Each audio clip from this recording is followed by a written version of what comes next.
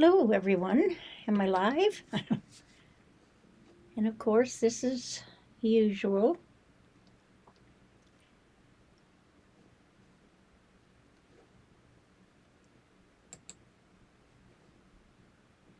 So let me get this all set up here so that I can...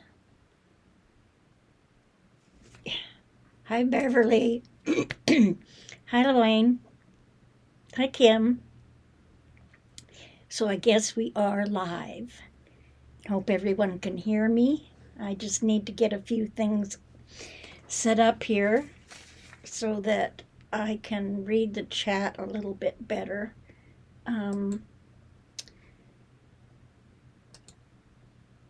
That's not what I want.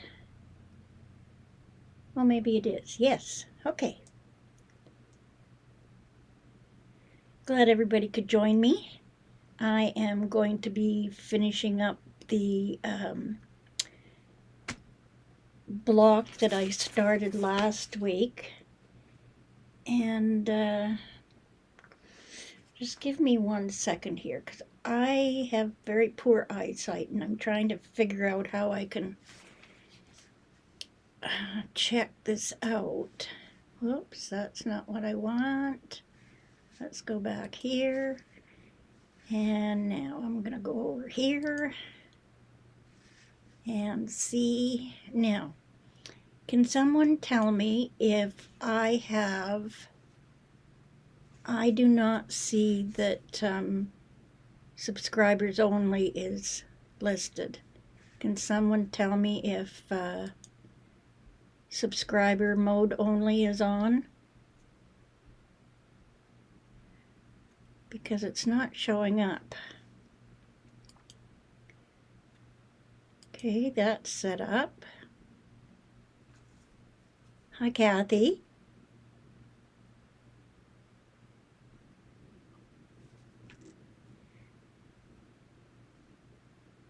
Okay, I just need to go into something here. Oh.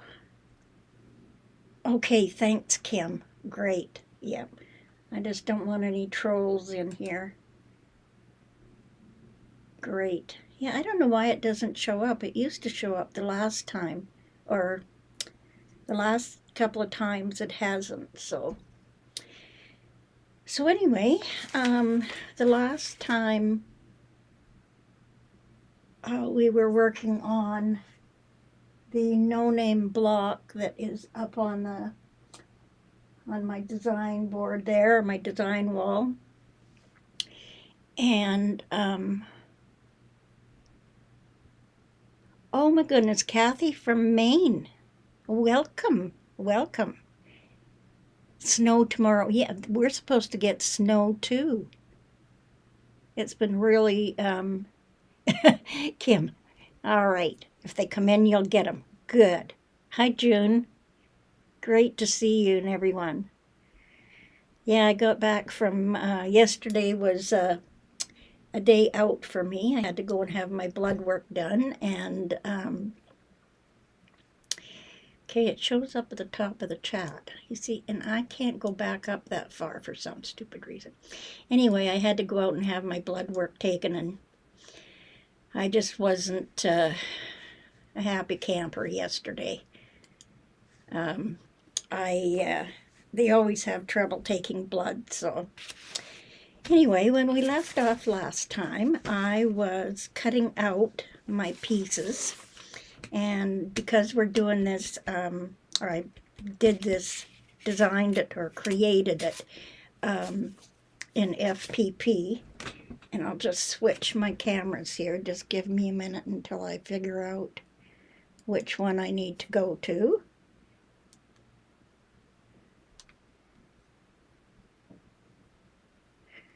And okay, that one's working, this one's working. Okay, so now I'll go and try and switch it to, and see what that shows up. And okay, that doesn't look right, so now let's go to this one. Okay, that's better. So now you should see me in the corner You can see my desk, and hopefully everything works out and you can see the sewing machine. Okay, that's just in case I forget to switch cameras. I hope everyone is doing well today. Yeah, I got poked 3 times yesterday for them trying to get blood out of me. Okay, now bring down the block, one of the blocks I have.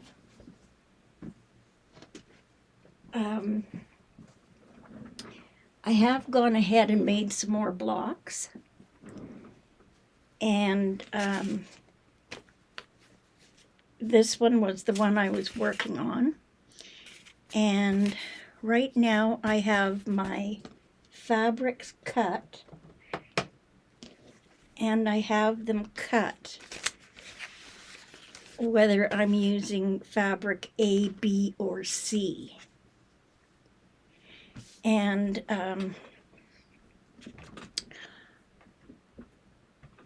I have, oh, you've just finished, Kim says she's finished an early dinner, so she's good, great. And I'll try to do this with my glasses on. Try. So anyway, this was the block I was working on, and I think last time, if I remember correctly, I was cutting out my fabrics from the templates that I made. And so I have them sorted into dark, medium, and light. So what I wanted to show you on this was the B fabrics, which are the templates for cutting out. This one isn't cut out yet, but this is for A2, C2, B2, and D2. And so when I cut out my fabric templates, I just didn't cut these apart because they were all the same. And I've tried to group them in fabric colors when I printed them off. And this is actually, I have more of this particular fabric here. And thank you, Kim. I have this fabric as well with a white background. So that's the ones I have up on the wall. And I have made one with red and green. So this is exactly the same fabric. It's just got a white background instead of the green.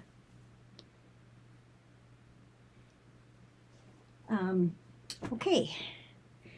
And so I have in my software, I just created visuals here so that I could see what it was going to look like before I even made them. So now on that, where am I here? Yeah, when I created them, I have other pages here, but I tried to group them in colors so that all my dark fabrics, they were in a section so I could just lay this on. And they're all facing in the same direction, so when I'm using a directional print, I know as long as I can read it like this, they're all going to be in the same direction. So now with this one, I'm just going to cut it apart in between those lines. And I'll just line up my ruler between the sections. And I'll have all my B fabrics done. And then we're going to sort them into the A, B, and C according to the sections.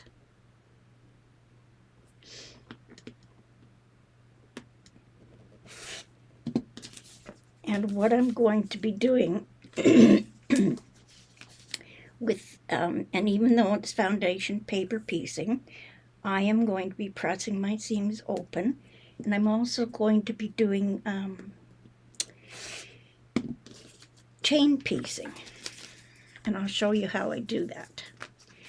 Okay, so these are my A fabrics, which is dark.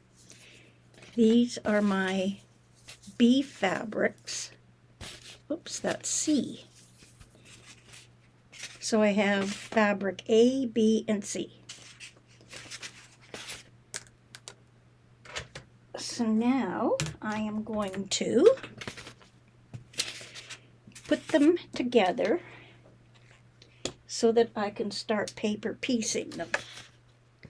Underneath here, hiding, I do have my, what I call my stitching templates. And I have indicated on here all the fold lines, and I pre-fold them.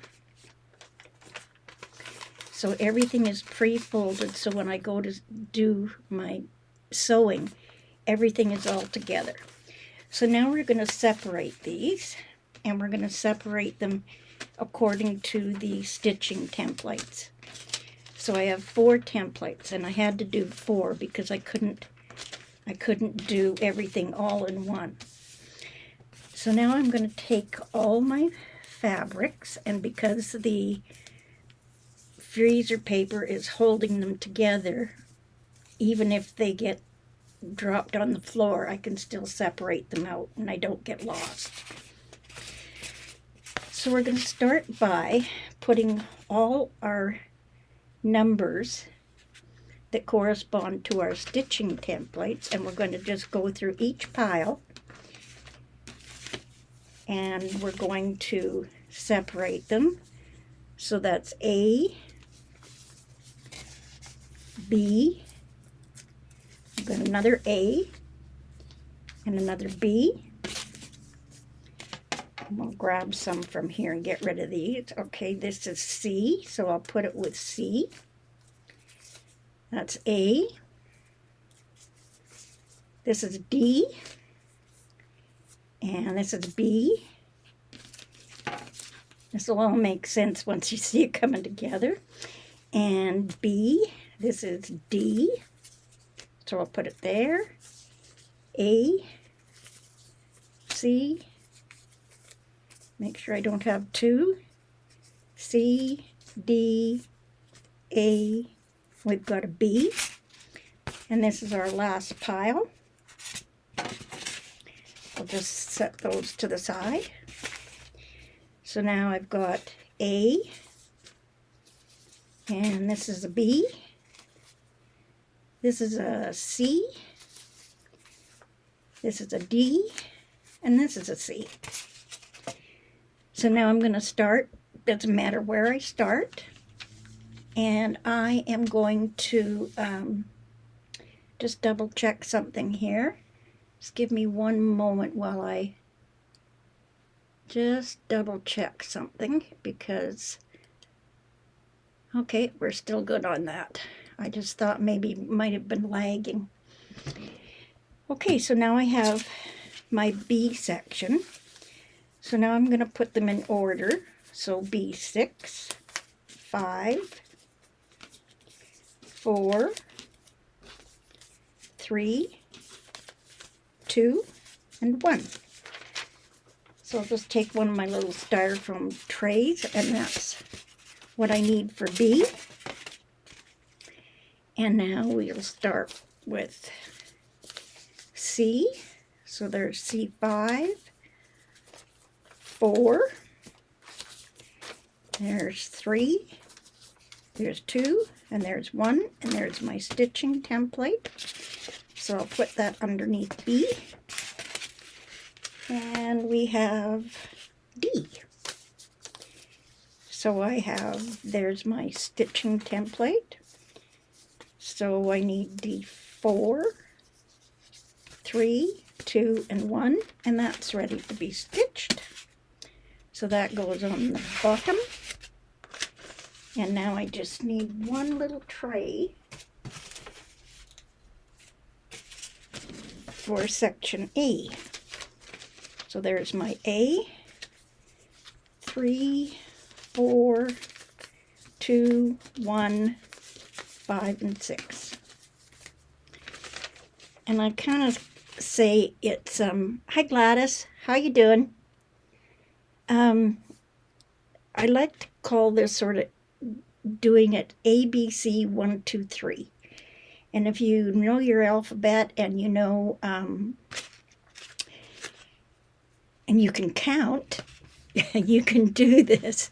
It's very simple. I don't even have to put anything on my stitching templates because everything comes from my fabric pieces.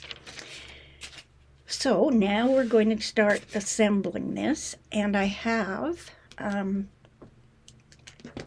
everything I need. Above me here, I have everything that I need, and I have my mini iron and everything, and I'll just bring this down. And I have this is a magnetic strip, and then the Wonder Clips, believe it or not, they will stick to it. So when I'm doing something, everything is ready because I'll be using Wonder Clips to put things together to take them to the sewing machine. And my little mini iron sort of hooks onto what's above me here. Also, these are scraps. So I'm going to take these out because I was working on one earlier. So I'll take those out. And I usually start out, whenever I put a block together, I start out with a little dish that I can put my scraps in, so I know exactly how much waste I'm having from putting it together in this point. And I've got my little, this is the Precision Piecing liquid, and I have put it into a water brush because you don't need very much of it. Okay, so now let's start with our section A. And so now we're going to start with A1. And I have my baking sheets, and those ones, remember, just buy them at the dollar store. Just going to check on something here. Okay, we're still good. So it's just my other system that's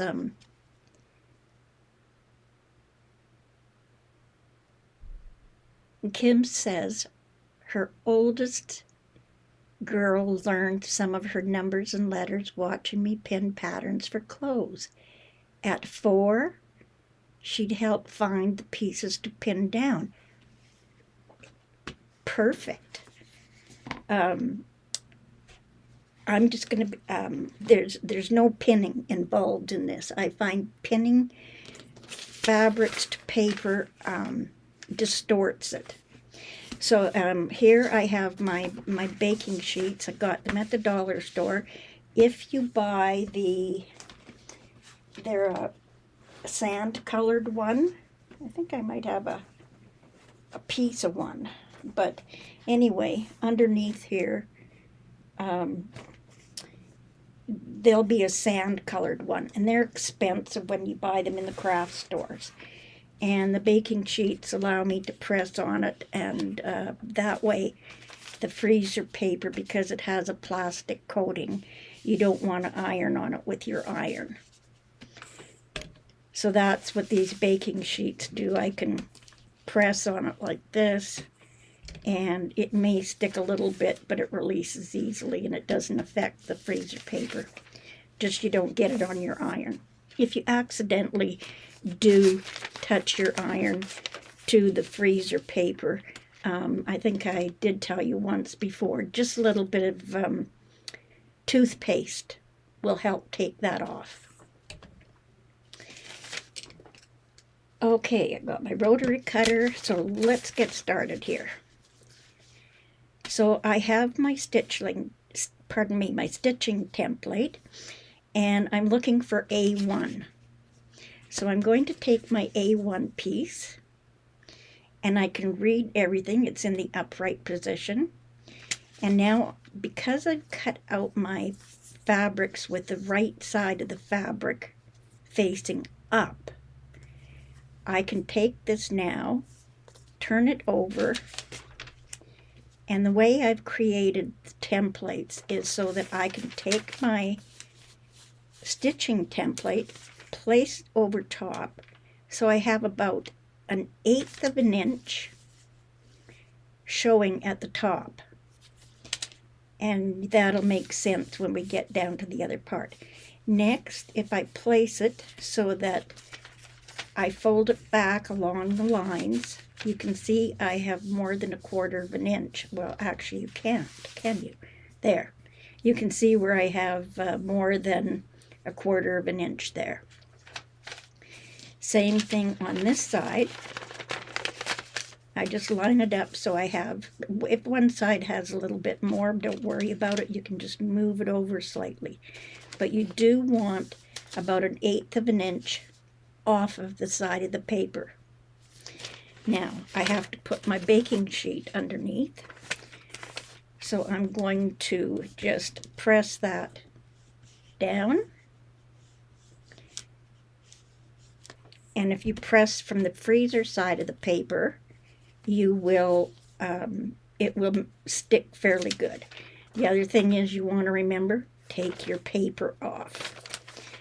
I have many times gone through this and forgot to take my paper off, and I cut my template, which I don't want to do. It's no big deal. You can piece it together with another piece of freezer paper. So now my A is done. And with my pieces, this is my light fabric, and it's labeled C. So off to the side, I am just going to make stacks of fabric A, B, and C.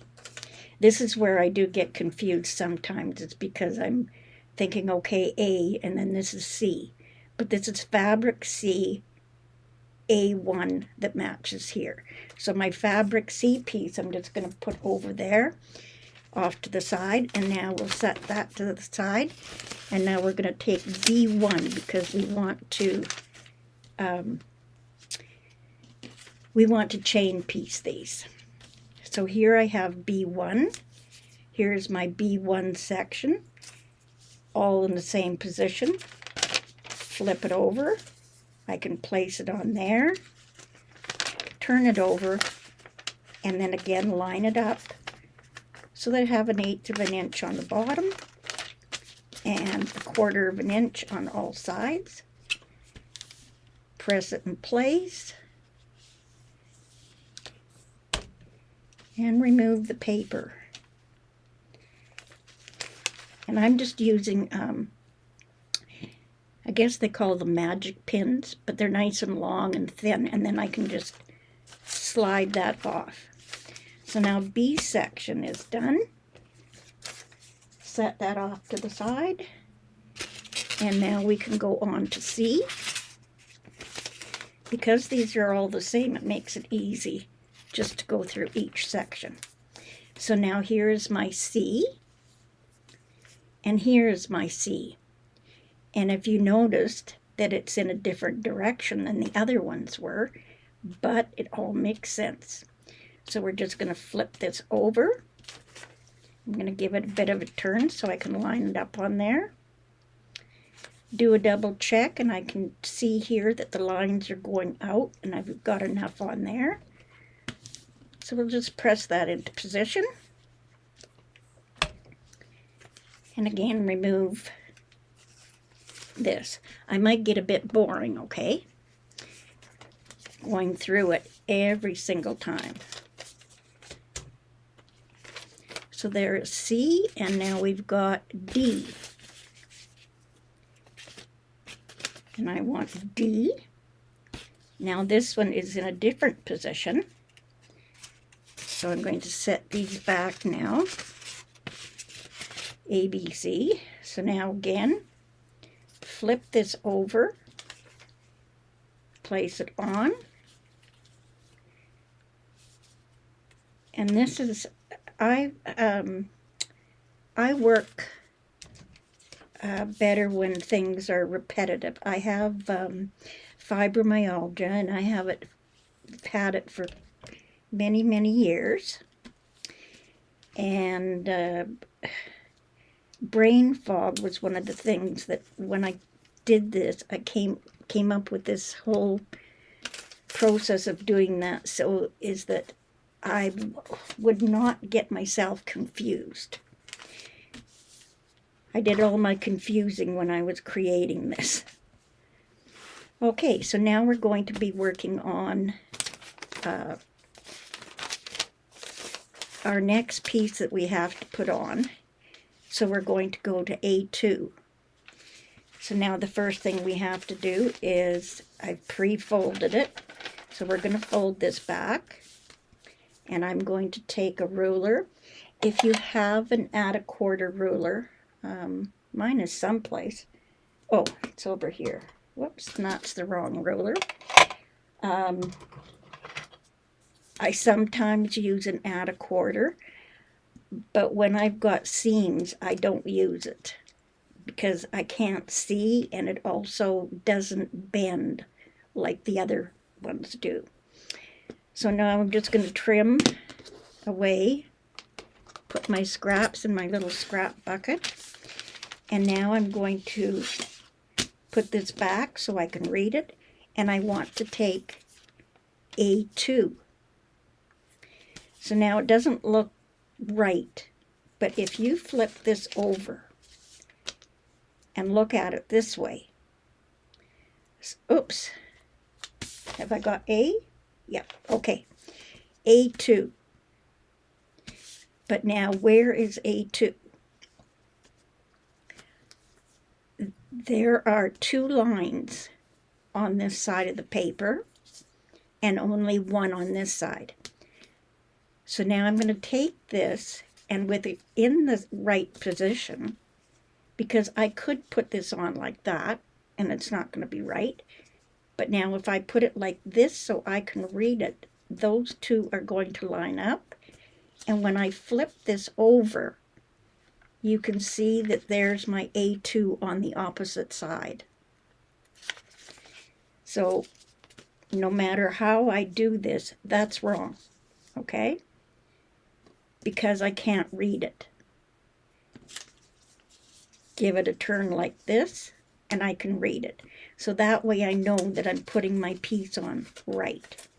So this is both pieces of fabric right side up. So now this is fabric B, so I've got to make a pile for fabric B. So now, just like everything else, we're going to flip this over so we have right sides together, and I'm just going to match it up so that it looks like that. Hi, Laurie Clark. How are you doing? Welcome.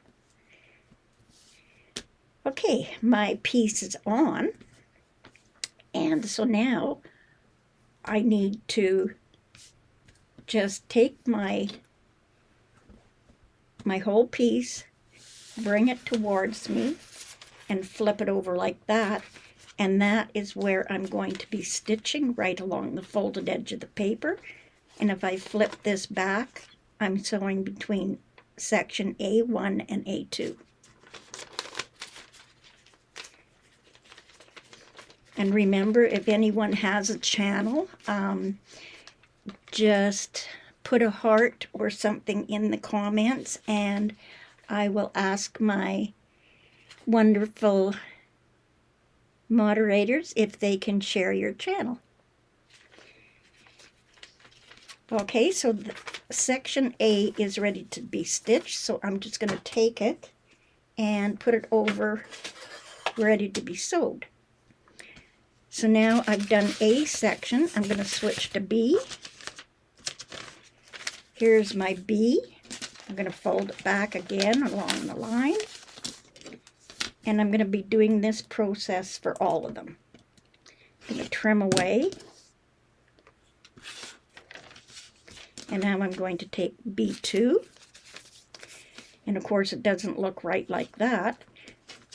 But if I flip it over, it's going to go just like that. I only have 1 line on this side, so I know it's got to match up with this. And I just use my pin just to release the fabric off of the freezer paper. And I'll just keep it in the same position and line it up so it matches up. And remove that, flip it over, just as you would sewing any other block if you were doing it the traditional way.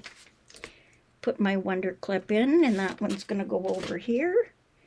So now we're working on C. Here's my C. I'm going to turn it, so I'm going to fold on the line between C1 and C2.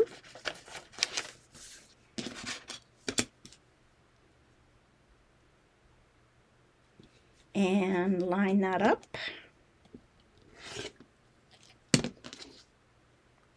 Put my scraps in my scrap bin. Place it in the position so I can read everything. Here's my C2. So now my C2, I have to make sure it's in the same position so that when I turn this over, flip it over, and it fits like a puzzle piece right there. If you're ever not sure, just look at the back. I'll hold this like this, flip it over, and there's C2. So everything matches up. And I have Butterfingers today. I'm going to flip that off and put that in the B pile over there. Put my pieces right side together. Grab it, fold it. I want to be stitching between C1 and C2. And now we've got D. So the line between 1 and 2.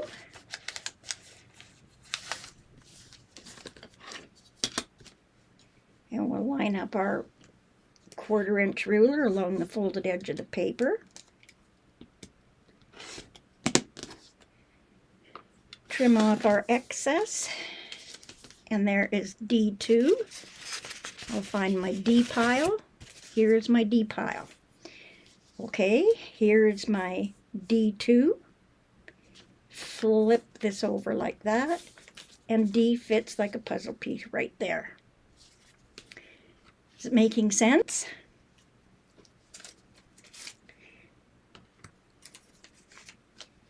So now I've mixed myself up. Now which way is it supposed to go? This way. So even if I do turn it without taking the paper off of the fabric, I can always make sure that I'm putting it in the right position. So now I'll take my paper off, put right sides together,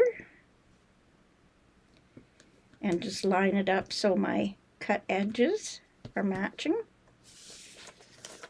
And make sure I'm folding it between D1 and D2.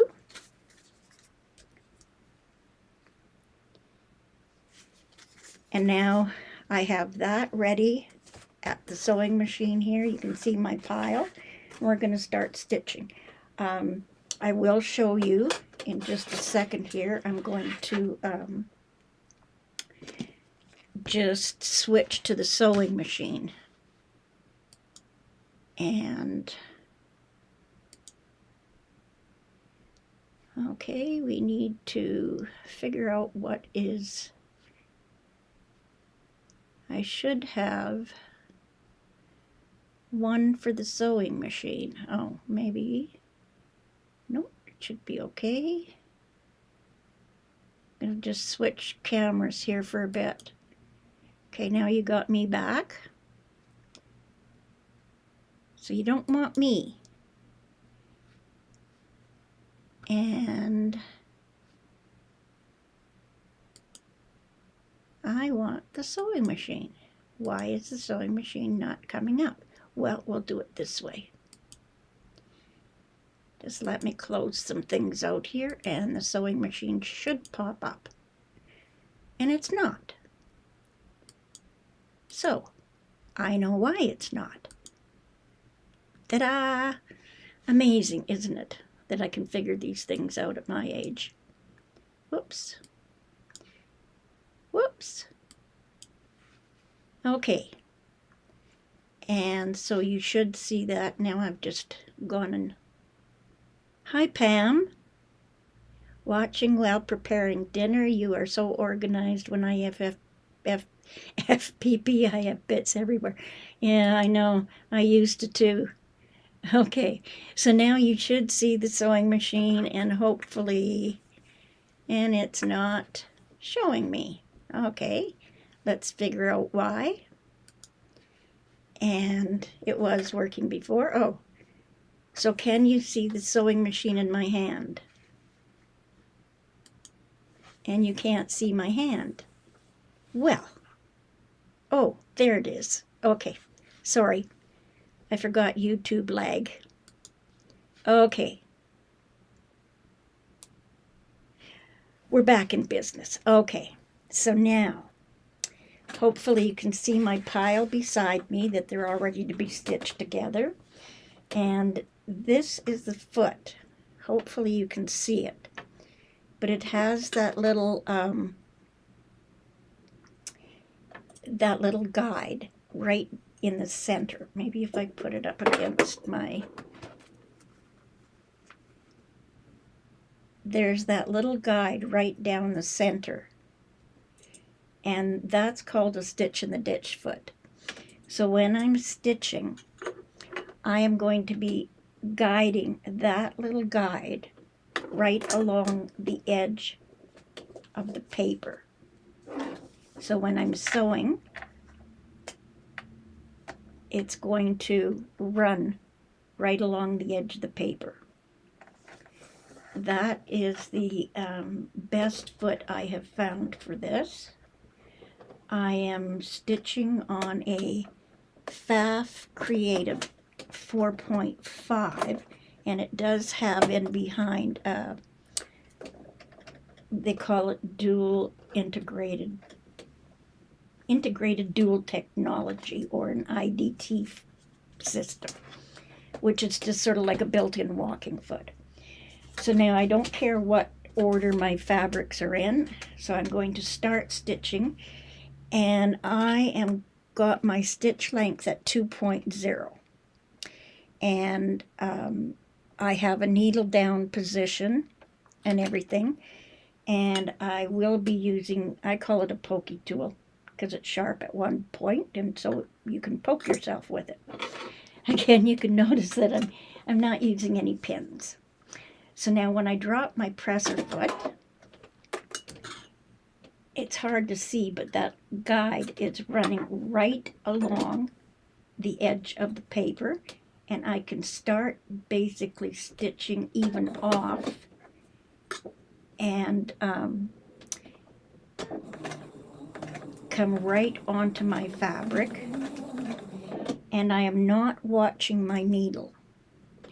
I am watching this guide run along the edge of the freezer paper. If I watch my needle, I will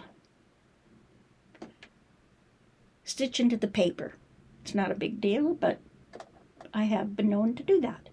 So now I am going to do a little back stitch, and 1 or 2 stitches is all you need.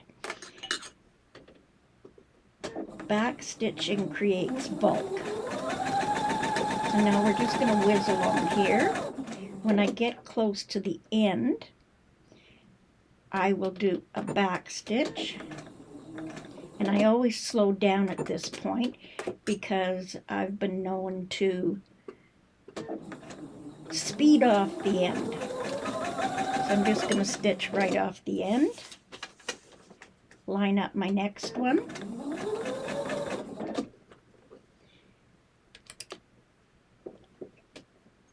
Stephanie, hello, how are you? Great to see you. I've been watching some of your videos, and of course I put videos on,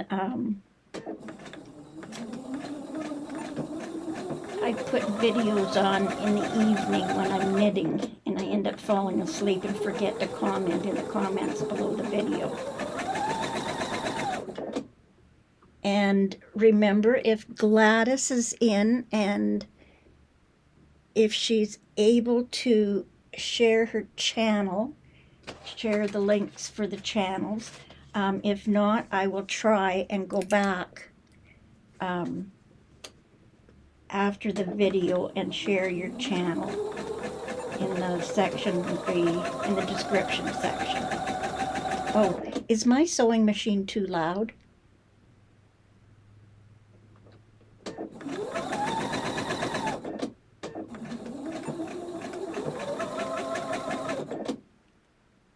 If someone can let me know if my sewing machine is too loud.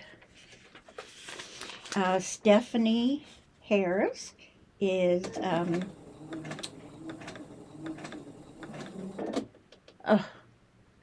she changed okay, no problem, Gladys. I'll share the links in the I'll share the links in the description below the video after this is done.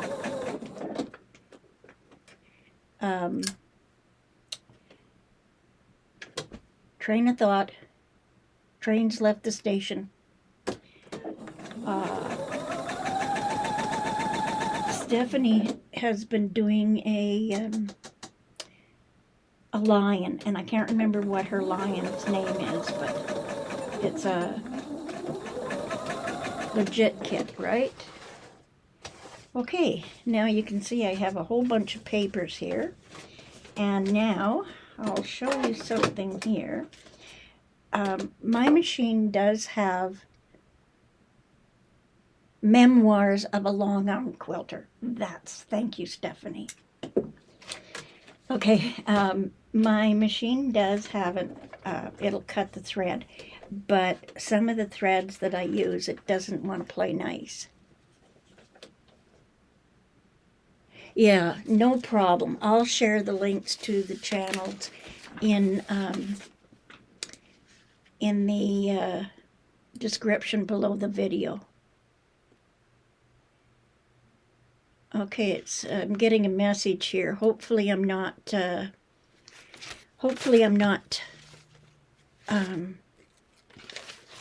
lagging or anything. Lincoln, that's the name of the lion. Thanks so much, Stephanie. See, I do remember a few things, even at my age. Oh, and my phone, the temperature. So now we're just going to switch back here. I have to get a different camera than my phone. It always overheats. Okay, so now I have this pile. Now, everybody else probably has one of those neat little gadgets, you know, that you just go like this. Well, I didn't have one, but in one of the kits, or not the kits, but in one of the things that I got as a gift when I ordered from Yvette Renee, the Yvette Renee, I got a little, it's like a thing you wear around your neck. And so it has the little slots, it has a little cutter in it. And I thought, well, how am I going to do that? So what I did was I found a piece of black foam, made a hole in it, stuck it in, and I now have one of those neat little gadgets that you use. And there, see? It cuts my threads, and I didn't have to buy one of those other ones. And I can't remember what they're called. So, got all my threads cut, and I have a big mess here, and I don't know what I'm doing. But I am now going to press. And I'm just going to start anywhere. And I'm just going to press my seam open, give it a little finger press, put my baking sheet back underneath so I don't press on the freezer paper, and just using the water brush and I can feel it's damp and I don't want to use very much. And that's why I like the water brush, is because the liquid goes into this section here of the water pen. And when I squeeze it, I can see the liquid going into this section. And I don't want any more liquid than that. It's damp, and that's all I want. So now I'm going to just press that seam open. So just with my fingers, I'm going to finger press it open because these are bias edges. The nice thing about using the freezer paper is that you don't have to be quite as particular with the bias edges, because your one piece of fabric is stuck to the freezer paper. So now that seam is pressed open, and I'm just going to remove my baking sheet, and now I'm going to flip this up. With the seam pressed open, I'm going to just flip it so that it's underneath, and just even with my fingers, I'm just going to press that and just press it into the finished position. And remember, I said that the freezer paper sticks to the fabric better if you pressed from the freezer paper side. And I'm just pressing sections B1 and B2. So that one's done. Doesn't matter what order I go in. I can just repeat that whole process over and over again. So I'm just going to go ahead and do that. Just going to give that a quick press there, and then I'll put my water brush on. And sometimes I do get ahead of myself and start doing things that I'm not supposed to do, but I'm always able to come back and sort myself out if I get lost.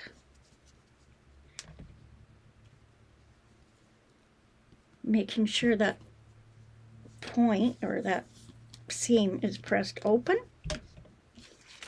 Remove it. Flip up my piece and just fold it over.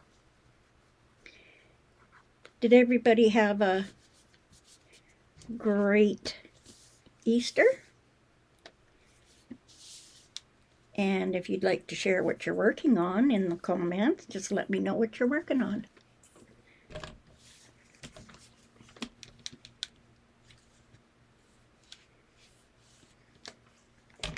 And is everything still running okay?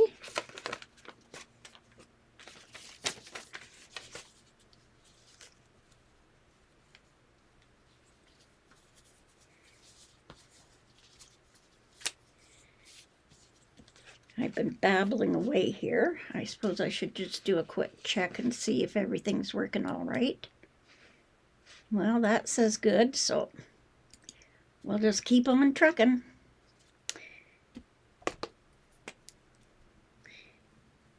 I have to come up with something so I can just keep putting my cap back on. Haven't come up with a way to do that yet. Was anyone watching Sandra Kay's video where she was making her first, well, or putting a zipper in her bag? Hi, Carrie. How are you doing? And how's Lil today? And yourself? Yeah, if I remember correctly, you're still working on dog blankets.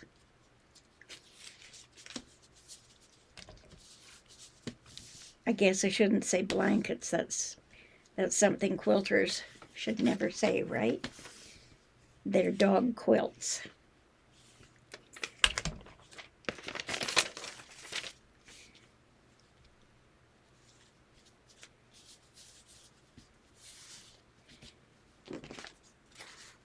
like I said, I work much better when I do things. Lori, it is so easy. And wait till you see the end result, because I cannot believe how this, the accuracy, and that's why Carrie finished. Gracious. Anyway, that's why I came up with this, is that because it was the accuracy of foundation paper piecing. But everybody said, whoops, I really messed that seam up. Well, we'll just fix it. And everybody said, oh, you waste fabric. Well, here is my waste so far. Even when I cut out my fabrics, because of the way I placed them on the printout, and when you cut them out, you're not wasting any fabric, not wasting any really any more fabric than you do with regular piecing, like half square triangles and everything. I never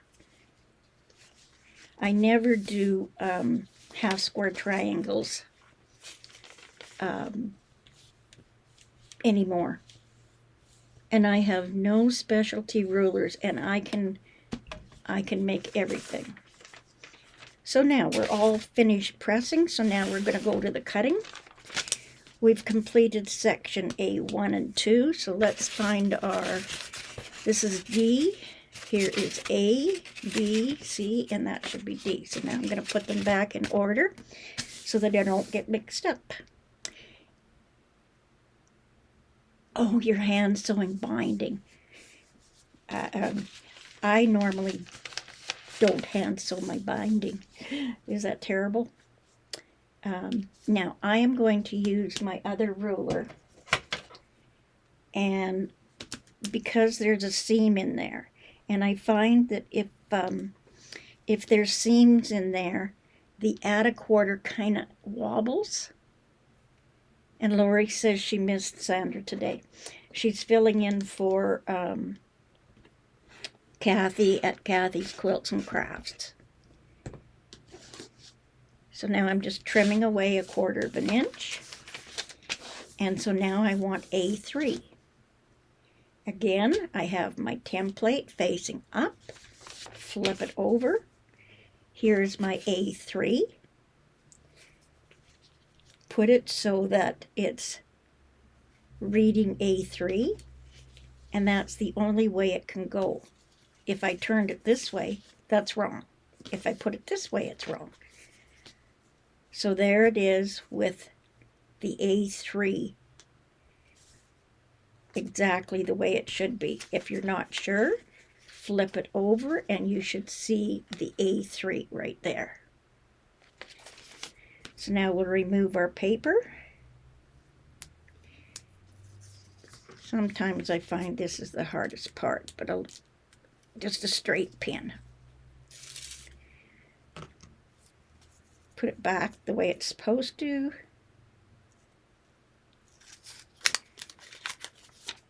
Take that off, and that is a different fabric, so that goes in my A pile. And right sides together. And now here I'm just going to line up. And in the last video, I showed you, this probably isn't the best one to show you, but I showed you my little template plastic, and it has 1-inch grids on it. You can see there, but it's just a piece of template plastic that I bought at Michael's. Oh, the freezer paper, you buy it at the some grocery stores. The best place I found it was at Save on Foods. Now, Carrie, I know you're in Canada, and in my last video, I think I discussed it. I also do have a video on it. It comes in white or whatever, but you do have to make sure again that the freezer paper is plastic coated, not wax coated. Wax paper will not work. Parchment paper will not work. It has to be freezer paper. Yes, you buy it at the grocery store. You can buy freezer paper that is cut in 8.5 by 11 sheets, but that's too expensive. I got a whole roll of freezer paper for, I think it was $5. And if you look on Amazon, you're going to pay like 30 some bucks sometimes for freezer paper. So anyway, what I wanted to talk to you about is lining this up. Where do you put it? Is there a certain area where you need to put it? I've placed it now so I can see fabric on both sides. But if you're not sure, this grid is, it's just template plastic, and it's a grid. I bought it at Michael's in the art department, where they have the, I'm trying to think of the name of it. You can get, it's not where the paints are. It's in the other section where the easels and everything are. So now with this, to know that I've got it in the right place, I'm lining up that 1/4 inch line on the plastic, and I'm just going to line it up and fold it back. And because it's clear, you can see that your edge of your paper or your edge of your fabric is coming over the edge of the paper, and that's what you want. And I have allowed 1/8 of an inch around everything, and we trim that up later. So that's in the right position. Flip it towards me, put my Wonder Clip in, and now we'll go on to section 3. Hope I'm answering your questions okay. If not, just put a thumbs down in the, not in the one part, put a thumbs down in the comments in the whatever. Okay, so now I'm going to trim that down to 1/4 of an inch. Finished position, and I want C. Where's C? There's C. I'm getting out of order here. Flip it over. Which way does it go? It goes that way. So it's really hard to, it's hard for me to get things mixed up. So now I'll just take the paper off, flip it over, bring it towards me, fold it so I can see my seam line, Wonder Clip, and now we go on to D.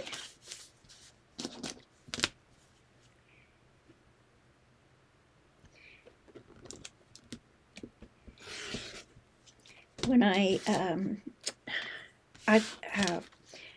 find it hard following. This is D. I want to see, where's D? There's D. I find it hard to follow a pattern. And I see Mona. Now I don't, where is Mona? Carrie, Kim, Stephanie. Mona did what? There you are. Hi, Mona. Great to see you. Okay, I don't want to mess this up now. D3. So it goes like that. Yeah, I find it hard to follow a pattern and always having to refer back to the pattern. And was I supposed to cut that this side, that side, this way? I have just got everything where it's supposed to be, and I never get mixed up because everything's labeled, and like I said, in the ABC, 1, 2, 3. And now we're on our last piece, which is B. I better get B ready here. There's B, A, there's B. I know exactly what I'm looking for, B3. Fold my paper back along that line.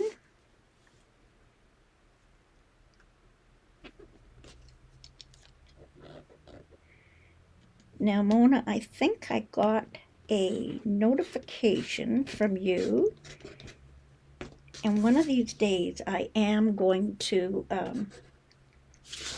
join in on the Zoom. Just haven't gotten around to it, if you know what I mean. Okay. Put this in the right position.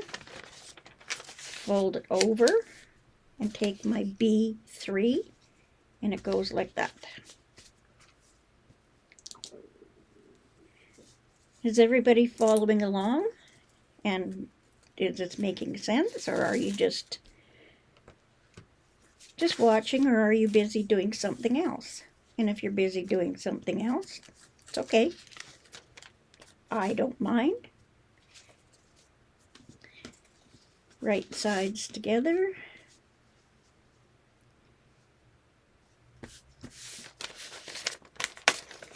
And now we're going to take this to the sewing machine, and I'm not lining everything up exactly perfect. If it's a little bit off, my edges do not have to be lined up perfectly. So now we're going to stitch this down again, and I'll see if my camera will work on the I want the sewing machine. Okay, and we're in business. Alrighty. Well, we're still good there. And I want the other section. There we go.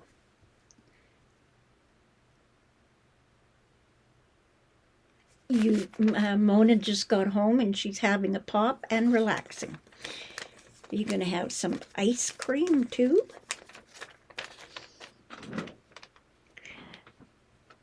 Okay, so now I'm at the sewing machine, and I'm just going to go ahead and just stitch these together using chain piecing.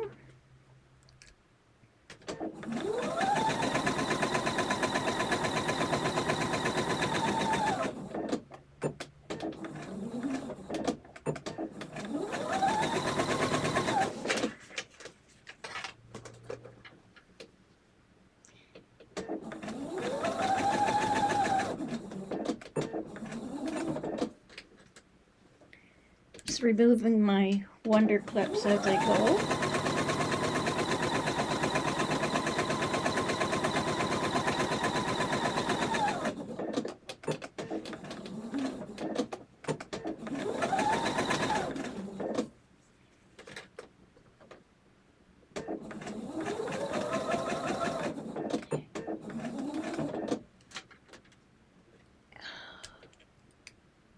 Since 7 yesterday morning, I have had 1 hour of sleep, and I'm yawning like crazy. I'm starting to get really tired. Kim, you should be resting.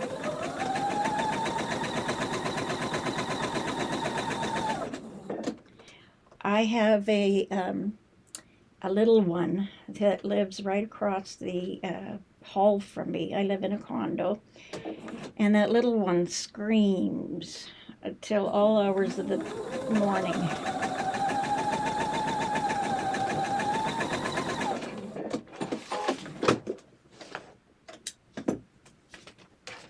Oops. I missed one.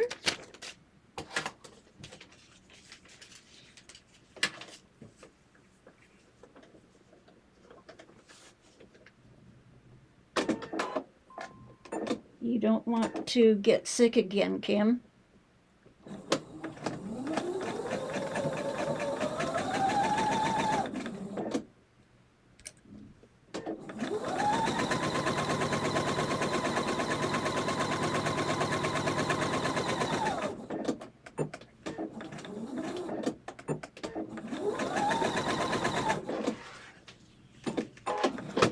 Yes, I think I'm going to have to get a different camera, because this one just loves to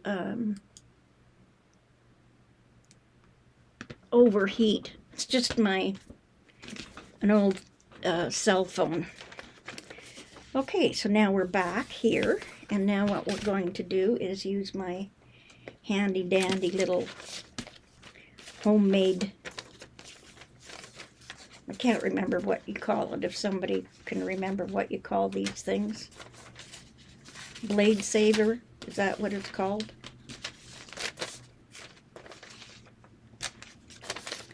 Hopefully I didn't forget another piece. Nope, I think I got them all.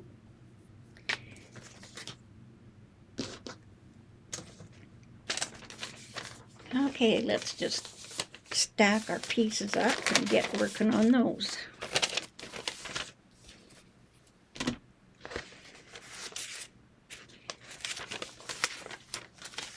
And now I don't care what piece this is. All I know is that it folds back. I should have fabric over the edge of the paper, and I do. Give it a little bit of a finger press, and then I'm going to press it with the iron now.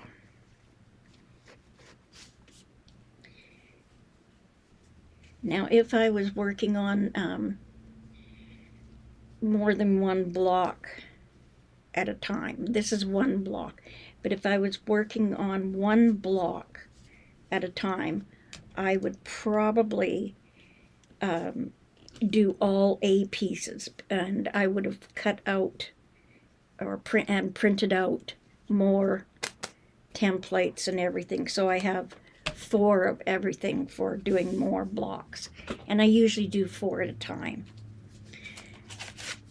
Okay, so now we're just going to flip that underneath, and I'm just using my fingers to squeeze that seam together. You have insomnia. Kim has insomnia due to fibromyalgia, and a new med for my heart is making it worse. I'll wear down eventually. I totally understand. I have the same problem. I've had medication problems, and the thing is, with me, it's the same thing, fibromyalgia and insomnia, and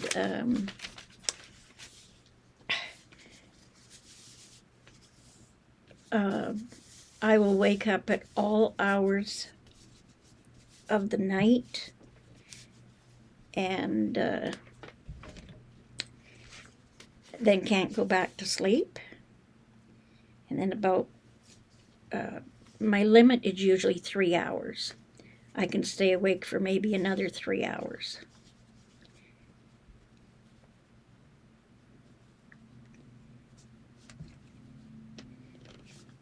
Not nice.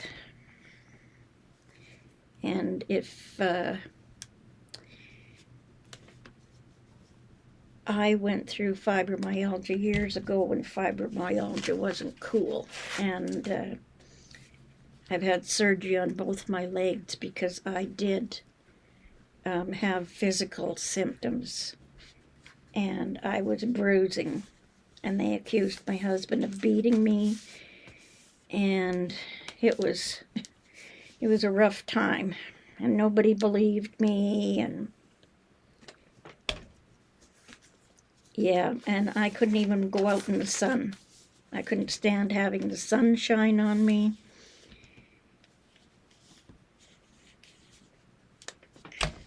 But will carry on. I found ways to deal with the fibromyalgia. Some of them are rather ridiculous, but whatever works for you. Same thing as like going to foundation paper piecing to do my quilt blocks. It's something that I've come up with that helps me. I find it very enjoyable, and because I can be sewing along and it just hits me and it's like I gotta lay down, I gotta go to sleep, and I can always just get up, stop what I'm doing, and be able to come back and get right back in the swing of things. And I think that's what I found frustrating before when I had to read a pattern. I would get lost sometimes, and then I'd end up making all sorts of silly mistakes, and then I'd get frustrated and say to heck with it. And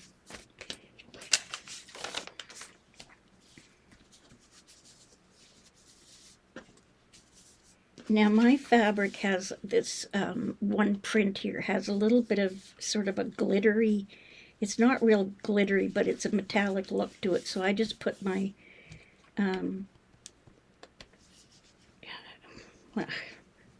see, there it goes right out of my head.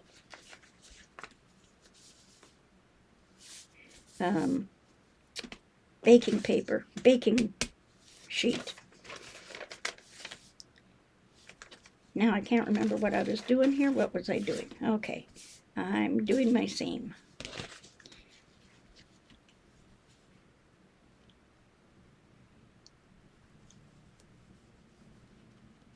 Yes, and Gladys is still here.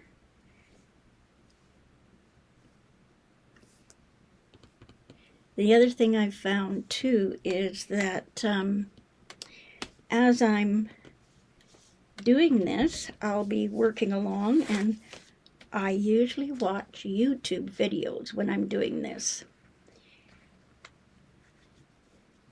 And all of a sudden it's like, oh my goodness, I'm done.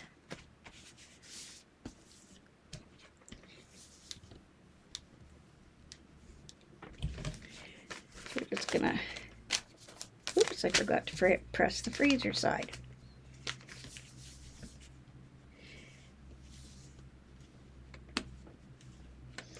Okay, next is trimming. Make sure my seams are laying nice and flat.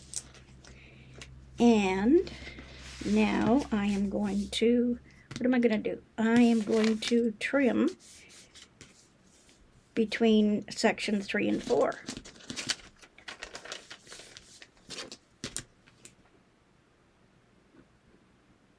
And we'll be putting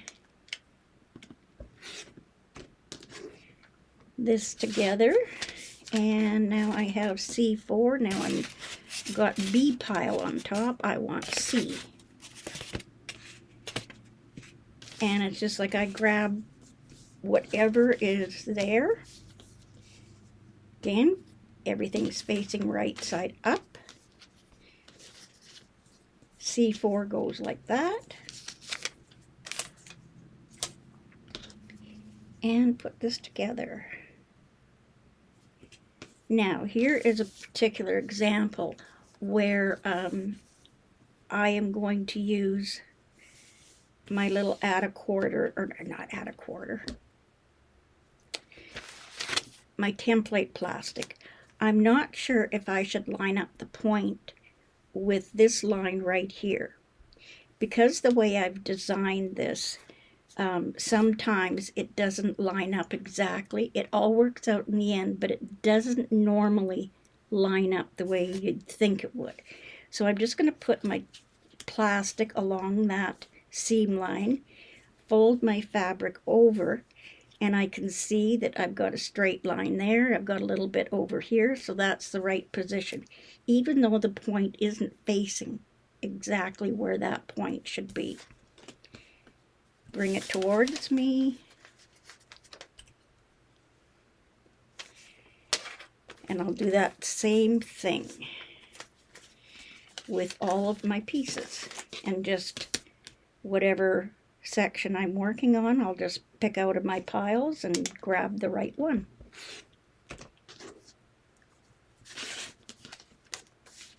So I'm working on D4. Find my D pile.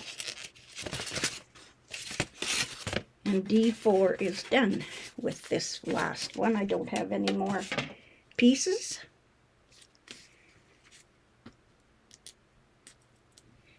And now just flip that off.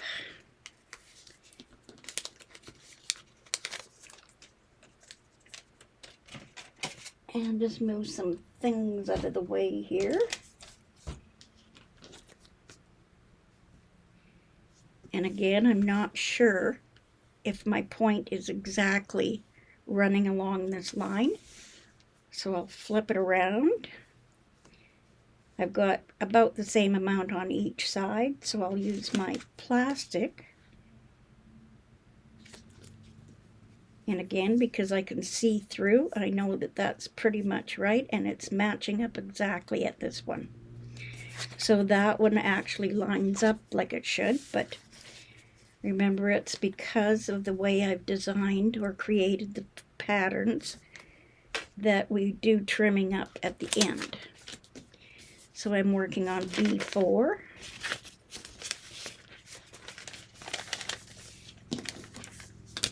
And remember, if I ever get lost, I just look at my pile and see which number is on top, and that tells me exactly where I'm going, or where I should be.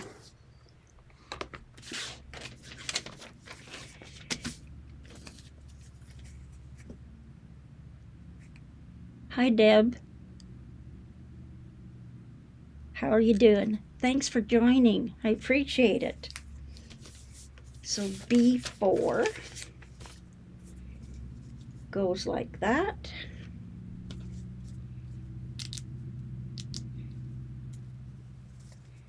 So even if I turn this whichever way, and I'm not sure which way it's supposed to go, I know that if I place it back like that so that that I don't have two lines, then that's the way it's supposed to go. And get that out of the way.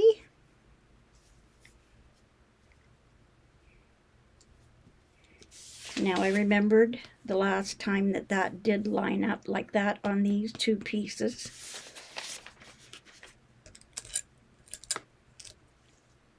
And it doesn't hurt to check. You're off, Kim. Thank you very much for stopping in, and you take care of yourself, Kim.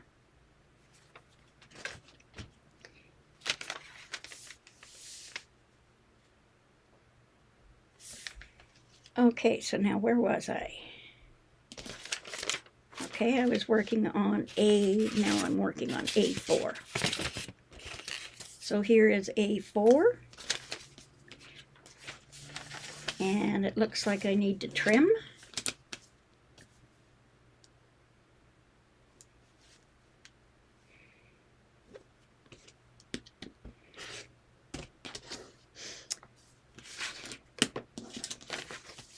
And we're getting down to the nitty-gritty here.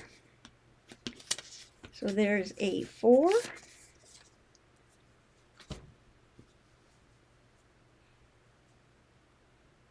So does anybody have anything special coming up?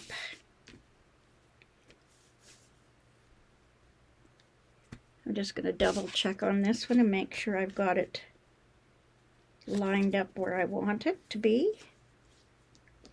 And it is. And now I'm off to the sewing machine again. Now if my sewing machine, the camera on my sewing machine is overheated,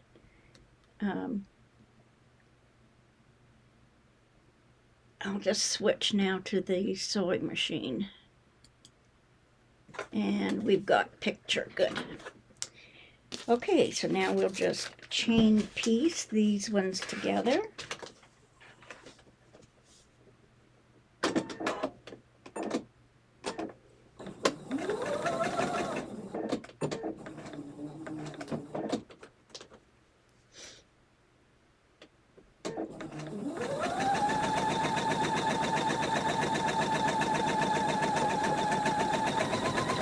I didn't slow down on that one. Should have, but didn't. I just get going like crazy and then I forget. And that's the other thing that I found on this is I think I said it in the last video too, is that I very rarely have to seam wrap.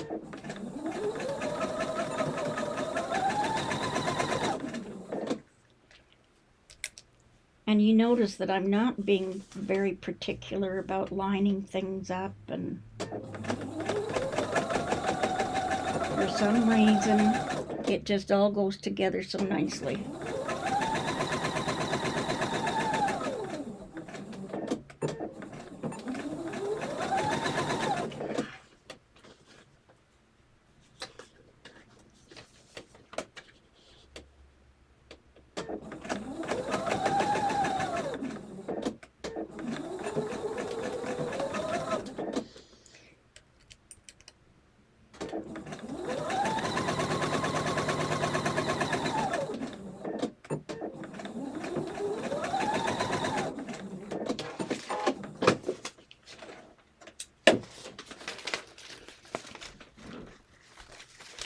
Okay.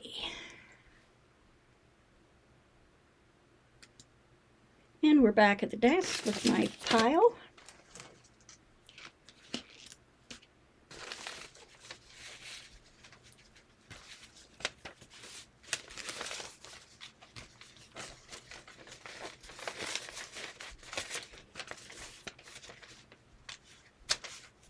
Oh, the other thing, just got to turn that off again. The other thing is that I'm working on, my daughter's going to be helping me to put these in a PDF file so that if anybody is interested in making any of the blocks that I'm making, there will be a free PDF file for you to download. And you can try this out if you're interested.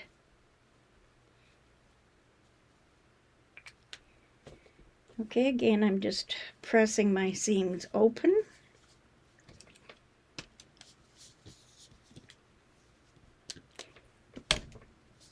Now, if you wanted, you could press them to one side, whichever way you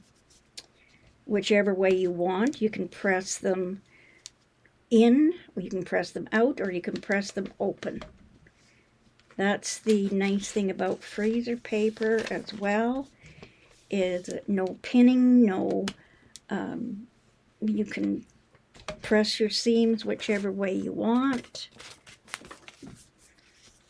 And the accuracy is amazing.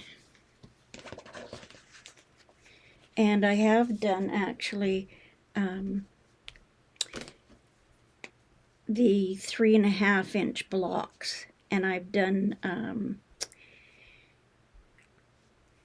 some at the end. If we have time, I'll show you my 3.5 inch blocks that I've done with the freezer paper as well.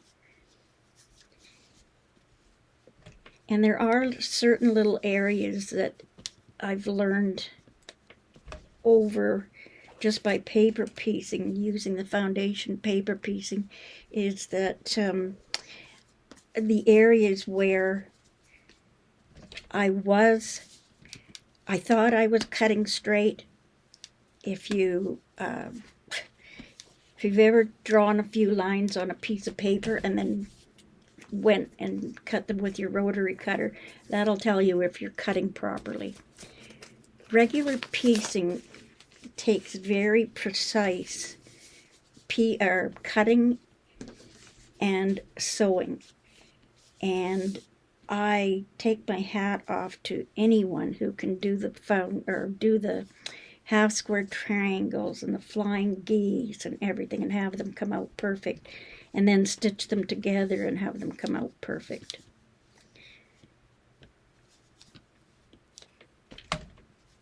I tried.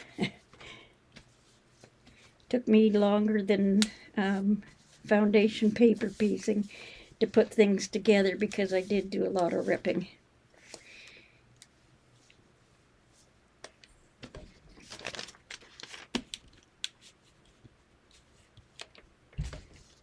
Okay, where are we here?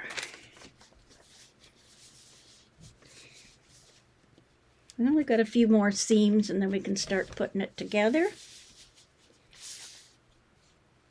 I want this back.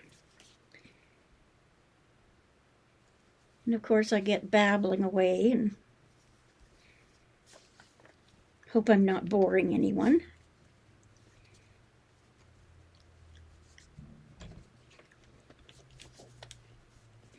I do kind of get involved in what I'm doing, so sometimes I will neglect to read the chat, and I apologize for that.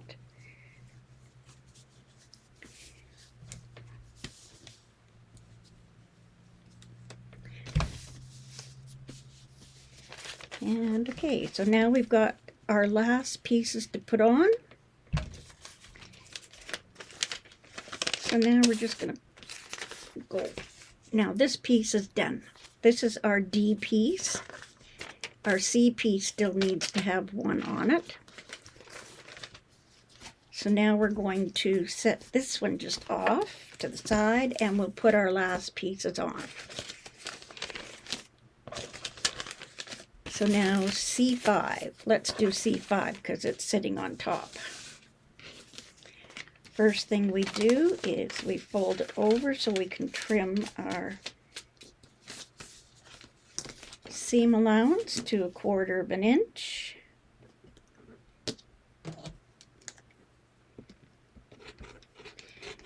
And yes, sometimes it takes me a long time to find the things I was just using 2 seconds ago. I try to put things back where they're supposed to be, but it doesn't always happen. So there is my C5. Make sure I've got everything the way it's supposed to. My one line is lining up, so now I can remove the paper.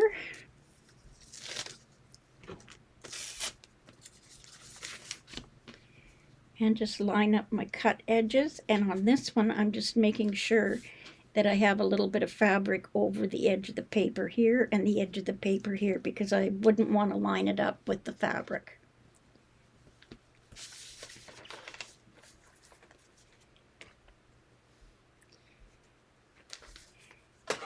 And so now what are we working on?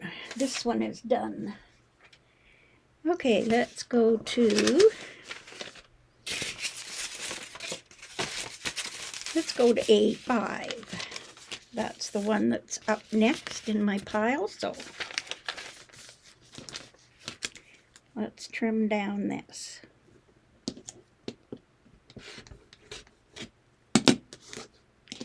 And my mat is causing my blade to skip. Okay, A5.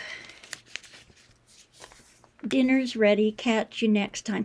Thank you very much for coming, Pam. Appreciate it. We'll see you over at Yvette's. Okay, there's my C.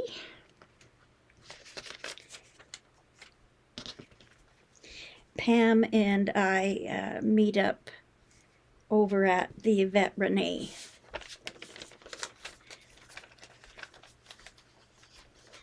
Okay, so that's lined up.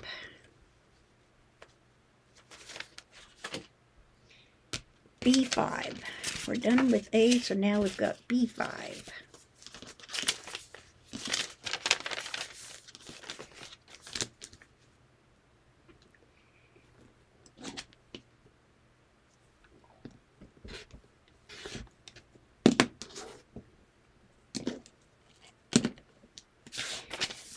Okay, B5, flip it over, B5, one line, take the paper off. I know with the chain piece and everything, it does get a little monotonous doing the same thing over and over again, but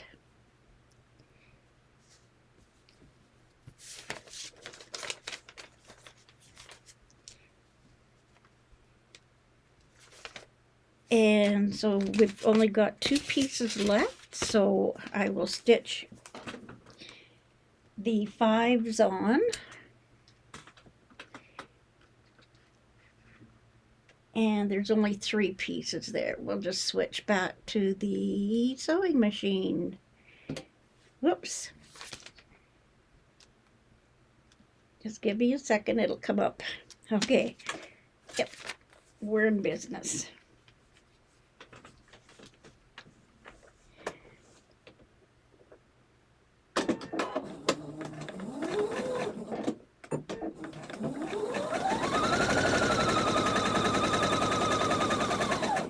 Slow down, Shirley.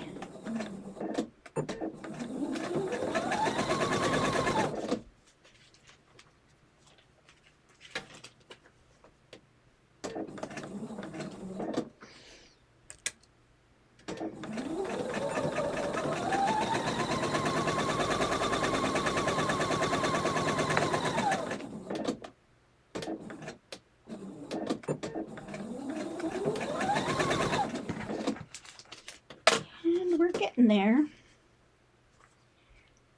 Yep, that looks right.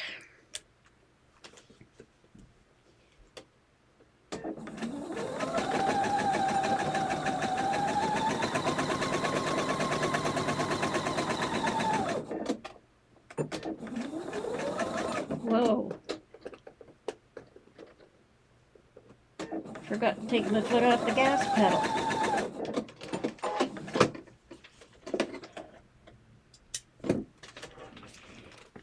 And we'll switch back now.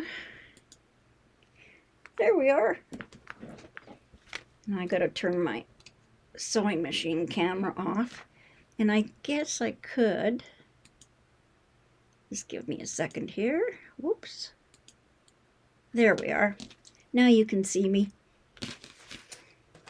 Should have switched cameras before.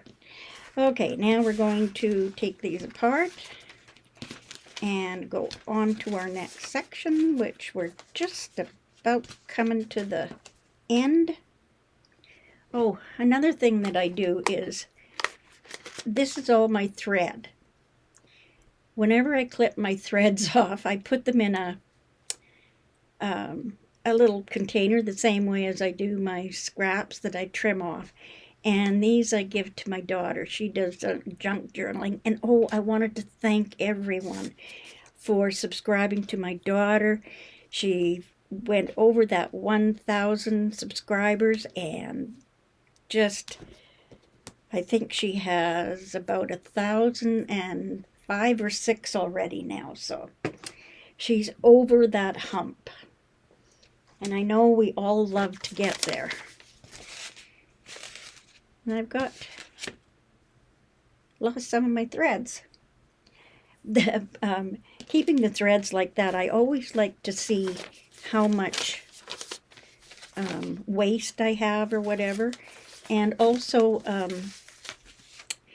with the price of fabric nowadays, all your scraps and everything, it's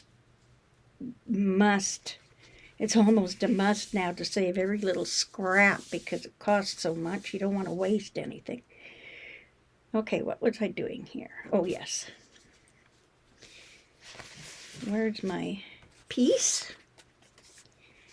Tuck that in underneath.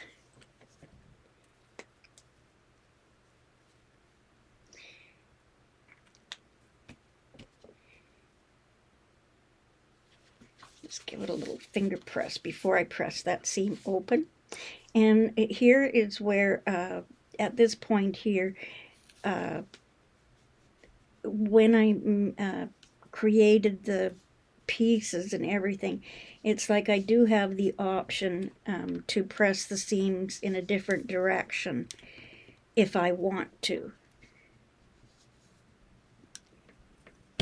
And some of the most important points are your points right here at the cut edge on the outer edge. That's where you want to make sure that your seams are pressed open really good. And I have long fingernails, so I have the advantage of long fingernails. But if you don't, just press them open, and I have a broken point turner here that I press it down. And you'd be amazed at how much it feels a lot flatter.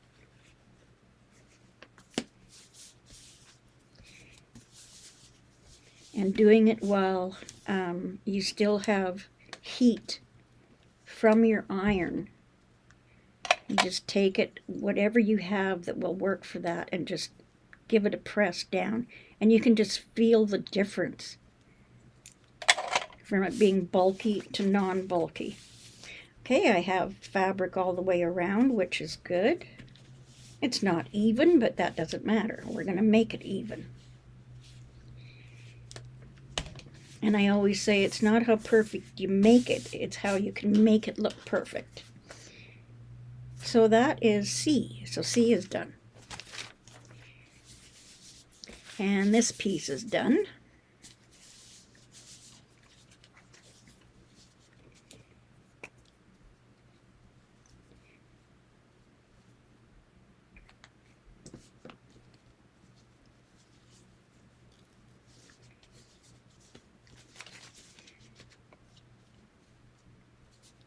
Make sure that that point down there is nice and open. And this helps when matching up your seams.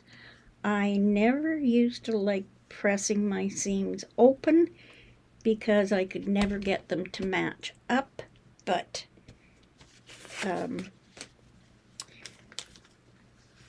through a little bit of practice and knowing where I was making my mistakes so that they weren't lining up, now I prefer to press my seams open. And I do my own quilting, so I don't have to worry about taking it to a long arm and having them not like seams pressed open.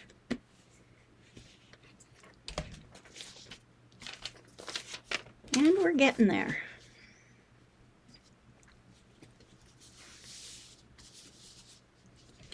Just going to give that a little press.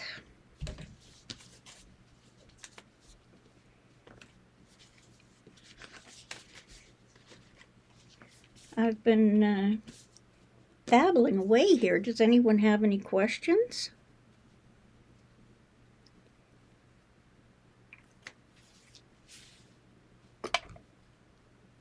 What was I doing? Oh, yes.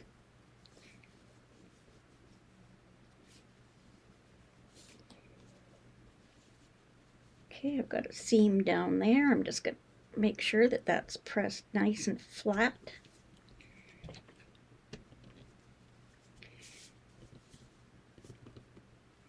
Everybody must be busy doing something.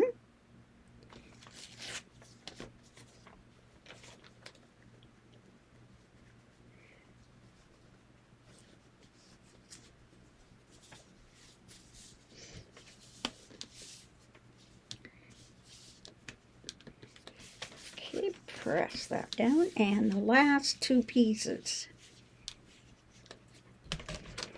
are coming up now. So what piece do I have? A6. Let's give it a flip over.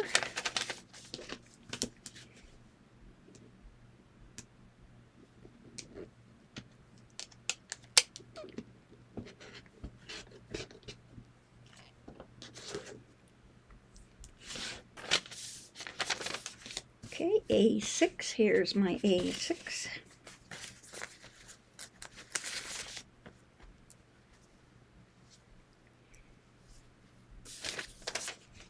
Line it up.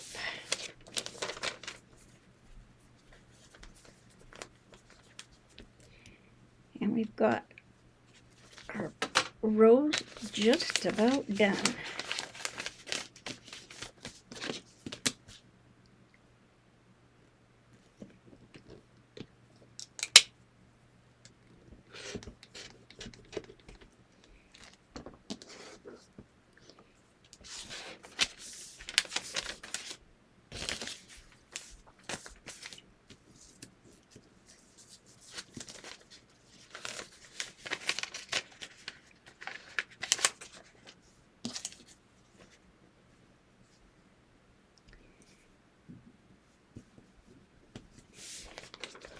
Okay, last two seams, and I'm not going to go to the, switch cameras. I'll just stitch these up because I'm sure you've seen me stitch them up, and if not, well, you just have to watch the replay, I guess.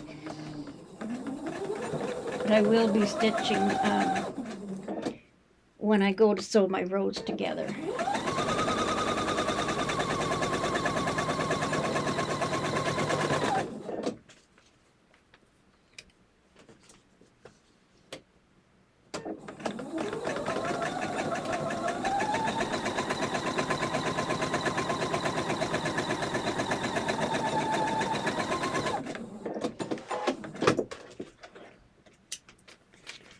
Okay, I'm back after stitching those two seams.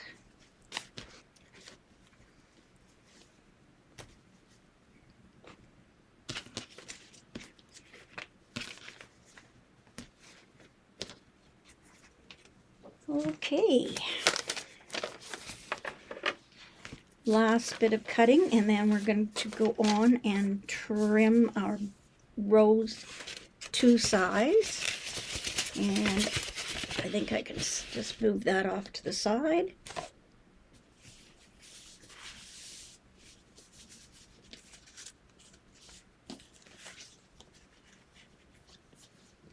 Just going to give that a bit of a press. Wherever I have a lot of seams in this, I will give just a little bit extra with the water brush if I find an area is bulky.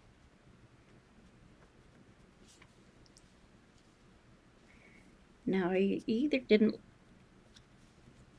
line up my seams because my seams don't look to be 1/4 of an inch, but there is a way I can tell if I have done this correctly, and as soon as I get this one done, and I will press the other one open as well, and then I'll show you how you can test to see if my system is working. And it's a very easy little test.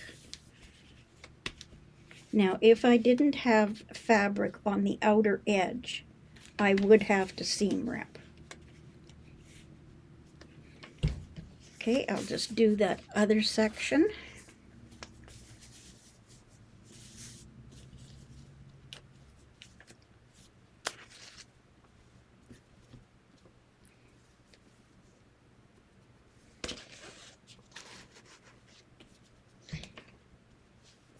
And we're getting there, everyone.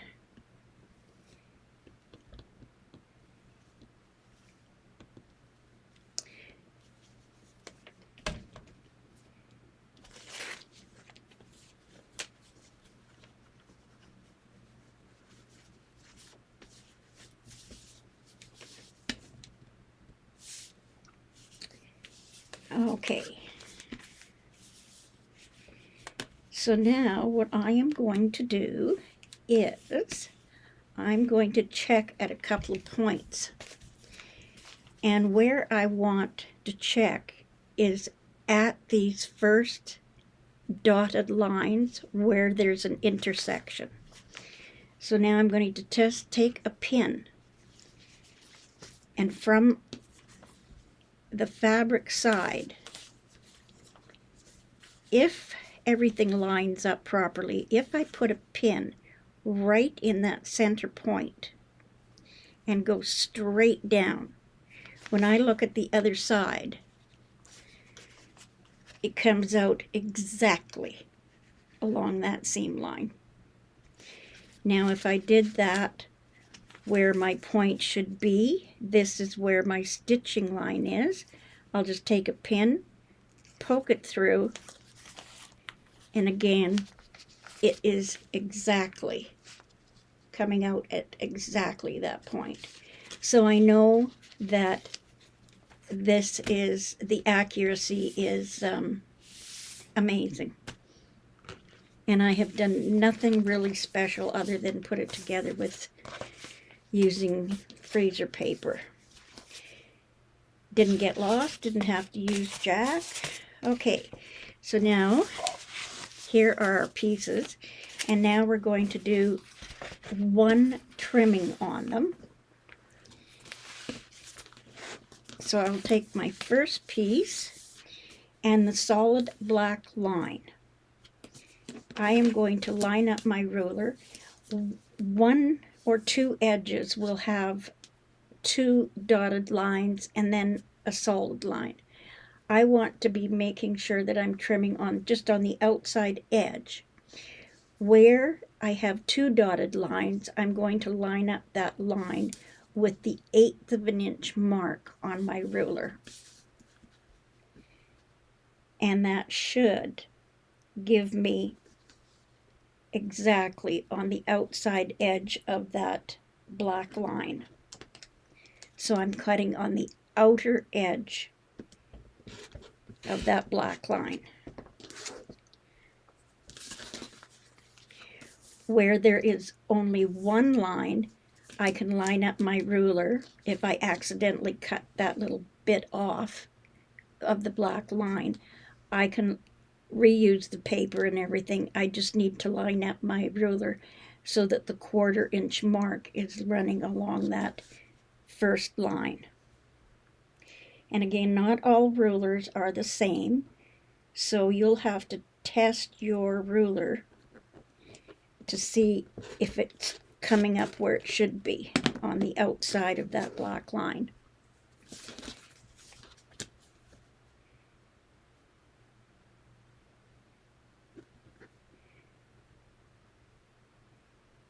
And I think I mentioned in the last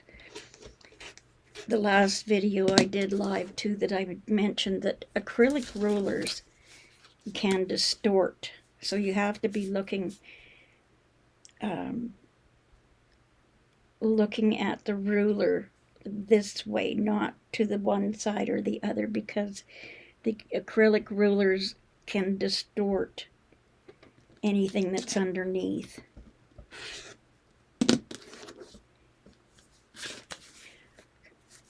D is done. Now we'll go on to C. No one's chatting. Is everybody still with me, or?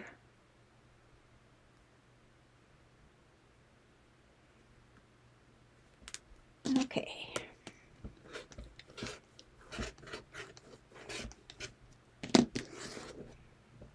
Or have I completely... do a double check here.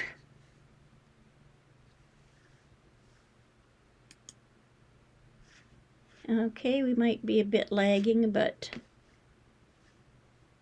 we'll just carry on. So I'm just doing exactly the same thing on all my pieces. And when I created the templates, your width of your row should come out to, like, this is a 9.5 inch block that I'm making, but when before you're doing your final trimming, the block itself, when put together, is going to measure 9 3/4 inches, which I have allowed an 1/8 of an inch so that I can trim my block and never lose my points. great, Carrie. Thanks for sticking with me. Okay.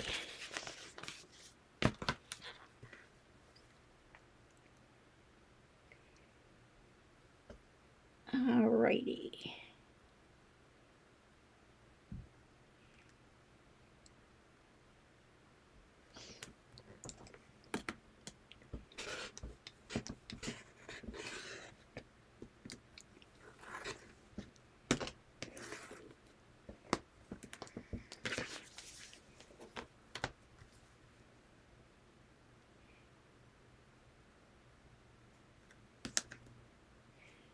And lining everything up and checking.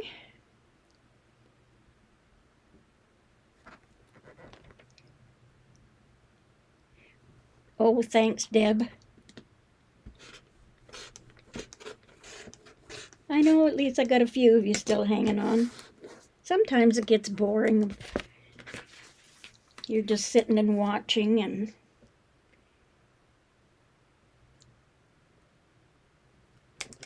seeing the same thing over and over again, but I don't mind if anybody slips away or whatever. They need to. Now my ruler isn't lining up there, I can see it. And our last piece to trim up. I always do 2 trims. One before I sew the rows together, and then the way I've created the pattern is we will have one last trim so we don't come out with a block that's going to have our points missing.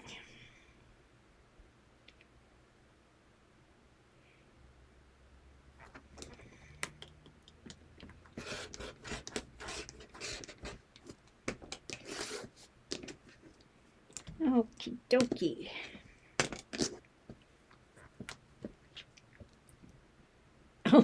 And Lori Clark is here, and Bev Akins is still here. Oh, glad. So I'm not talking to myself. Oh, I appreciate that. I'm always alone. I live alone. Have for 20 years. Well, no, I did live with my daughter for a while, and my brother lived with me for a while, but I'm used to talking to myself. Okay, last thing we have to do, sew these things together and take the paper off. Okay, so now what we're going to do is turn everything so we can read it. A. Now, this is where ABC, I haven't quite got this in order, so we have to go A, B, and then C is our middle. So now what I'm going to do is put this together. C and D are in the middle here. And if you notice, the outside edge has 2 dotted lines. So I know that it doesn't go here. 2 dotted lines don't go together. Only the single lines, because those are 1/4 inch stitching lines. So when we put it out, lay it out, remember we only want the 2 single lines going together. We don't want double lines, because those double lines are for the outside edge to trim off when we do our final block. So now what I'm going to do is I'm going to flip this over. And then I'm going to flip these 2 over. And I'm going to flip this one over. So these 2 pieces have to be sewn together first before I can put A and B and C together. Now with my block, my mine just went someplace. Yes, what I was doing here is I'm referring to this one here, so that when I put these two together, I don't end up putting them together like this. Mind you, that would make a nice block, wouldn't it? I have to think about that. Okay, so everything, my holly line here, everything's going straight up and down, or reasonably straight up and down. So now with this one, and this is my A section, and I know that because when I flip it over, it's A. So in this seam area here, the distance from this seam to here is 1/4 of an inch. The outside edge, the distance from here to one of my points, is 3/8 of an inch. So I want to know that these two edges are the ones that need to be put together. So before I go and sew these two pieces together, in the seam allowance, I am going to put A. And that's just so I don't get mixed up. So that's my A section. In the seam allowance here, I'm going to put B, because I know that is my B section. My C section I don't have to worry about, because once I sew this seam up, it's not going to matter which direction I put it. First thing I need to do before I put those two pieces together is I will take off my paper. I do not stitch through my paper, because if I do that, then I can't use the paper again unless I put it together again, and I don't want to do that. I want to save my paper. Okay, so now as I'm taking this off, my seams are open, so I will take one edge and pull it back. When I see an area that's stuck, I'll just run the tip of my pin over and then set that back into place. And that doesn't look right. Or does it? No, it doesn't. That's wrong. Why is it wrong? Let's find out. Okay, find out what's wrong. Let's put my piece back together. There's D1, there's D1. Ah, there we go. So even though I got confused there and had put it back wrong, I'm still able to go back in and fix it. And that happens quite a bit.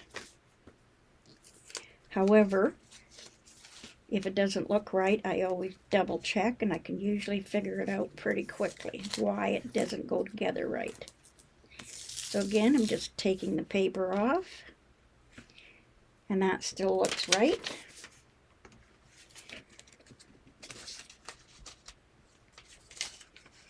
And now we're going to sew that together. And these two pieces go together, right sides together.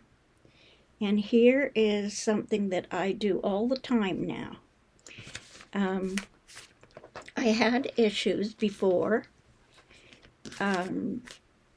when I would pin my seams.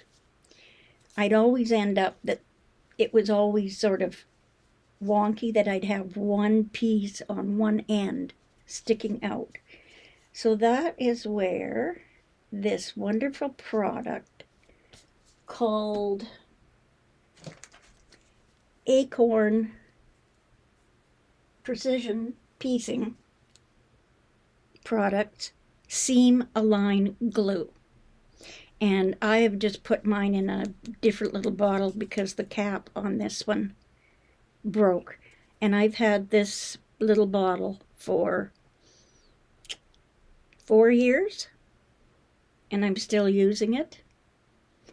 So I just put it in a bottle like this because the cap, this top section here, so I just let it glue shut.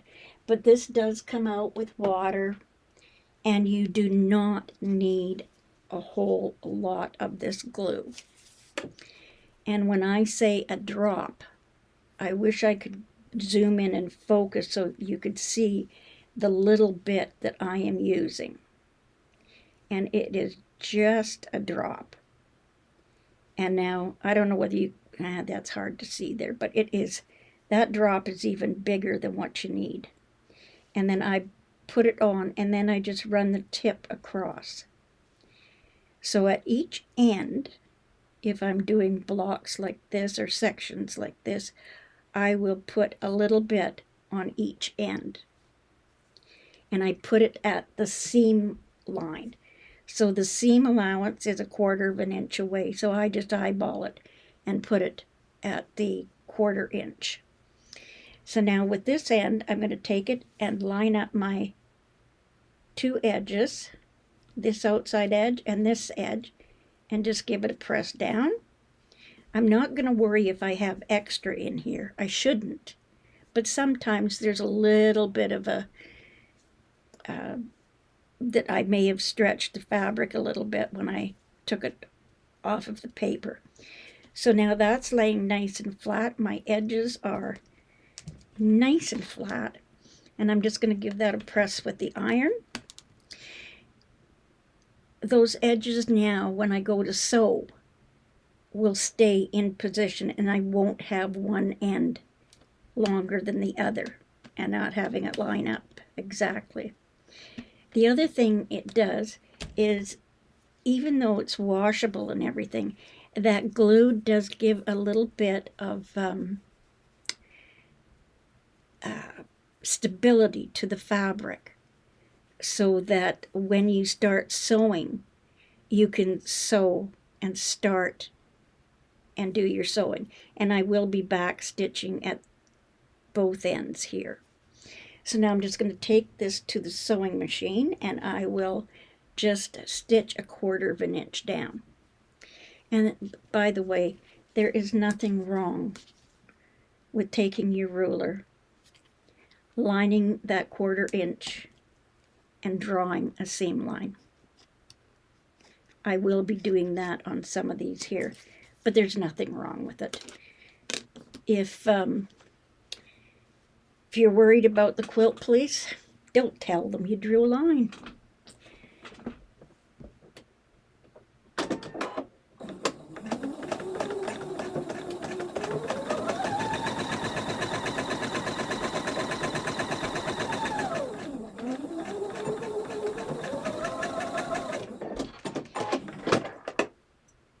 Any fullness that was there, that sometimes there is a bias edge which will sometimes stretch out of place. And this one, mind you, I did cut it on the straight of grain, so this is all straight of grain, and this is my bias. So now you can see, if I put this up like this, hopefully you can see I don't have any, those seams are lining up perfectly. Now again, because I've used glue there, I want to make sure that when I open this up, that I am giving a little bit of tug so it releases that glue. And I am going to use my water brush with the Acorn, what is it? Acorn Precision Piecing Easy Press Fabric Treatment. Better read the whole thing. But these 2 products from Acorn are just amazing. So now I'm just going to give a finger press. Now here, if I measure that, even though I didn't take any special care, that should be exactly from the tip of that point there to the edge of the fabric, should be an exact 1/4 of an inch. And for some reason it is. And there's nothing that I did that was out of the ordinary. Because I've glued that tip there, I have to pull my seam apart just to release the glue. And I've only put it at the end, so it's coming apart. And we've been on for 2 hours, but we're going to complete this thing. Now, I am going to press my seams open. The way that this is, that I created this, is that you do, at this point here, if you did press your seams one direction in these two pieces, if they pressed out or whatever, you could press these if you don't want to press your seams open. So there is my C-section done. Oh, that sounds funny, isn't it? C-section. And Mona, you're back. Or did I miss something here? Trying to keep an eye on chat, but it hasn't been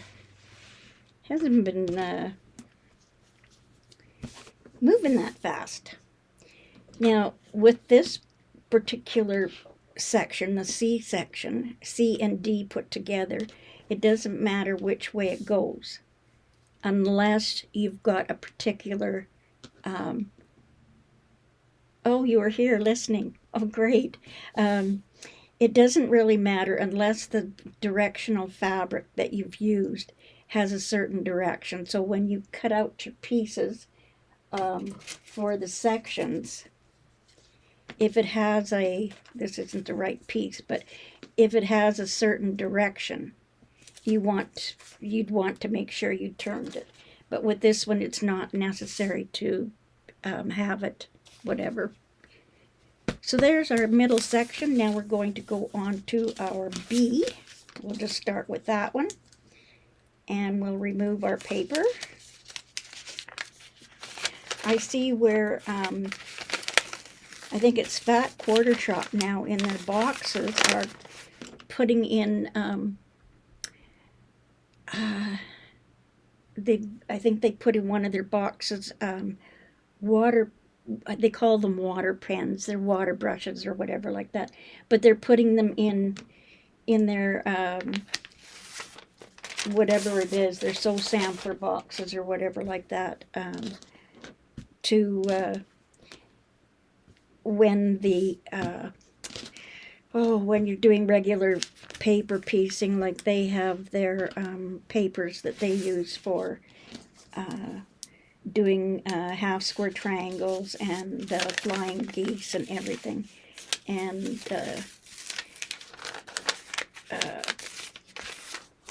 they're using now the water pens or the water brushes to put, they put it along the seams when they use their paper piecing, and it just wets the paper enough so you can release the paper. I used to use paper, but I don't anymore. Not that paper. It's all freezer paper now. So now we put our pieces together. And here is where I have, when I'm doing my little piecing, my 3.5 inch blocks, this is just leftover. I made my own pressing pads. They're wool, 100% wool. And I just stacked some wool together I had and made my own little pressing pads. This is actually from the leftovers, and I made myself a little pinning pad. I call it a pin pad. And that's how I line up my seams. This one I use for my mini blocks, the 3.5 inch ones.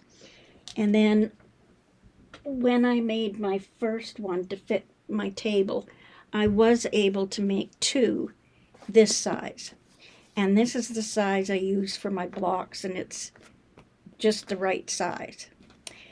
So the things that I do are, this is my pinning mat, or sometimes I use it for pressing, depends on how often I want to move my stuff. So here's my A, and here is my B. I want to take this, and with that A, these 2 are going to line up. So these 2, if I take it and put it, or flip it and put it this way, it'll probably still work, but it may not. So now which way do I want this? I think that looks better. Anyway, I want to take always the bottom section, or sorry, yes, the bottom section, and flip it to the top. But I'm not going to match the seams, or I'm not going to put it together like this. I am going to stagger this by placing it up there. And now we're going to do poke-a-pin. And with our glue, now I can't tell where the 1/4 inch is right here. So I am going to draw a line with my friction pen where that seam is, because I have to line up the point right there to the 1/4 inch mark. This one, again, I can't see where the 1/4 inch is, and I can guess, but if I don't mark it, I'm always out. So there's my 2/4 inch marks that I need to match up with here. And this one, the 1/4 inch should be right at the tip of that point where the red and the green come together.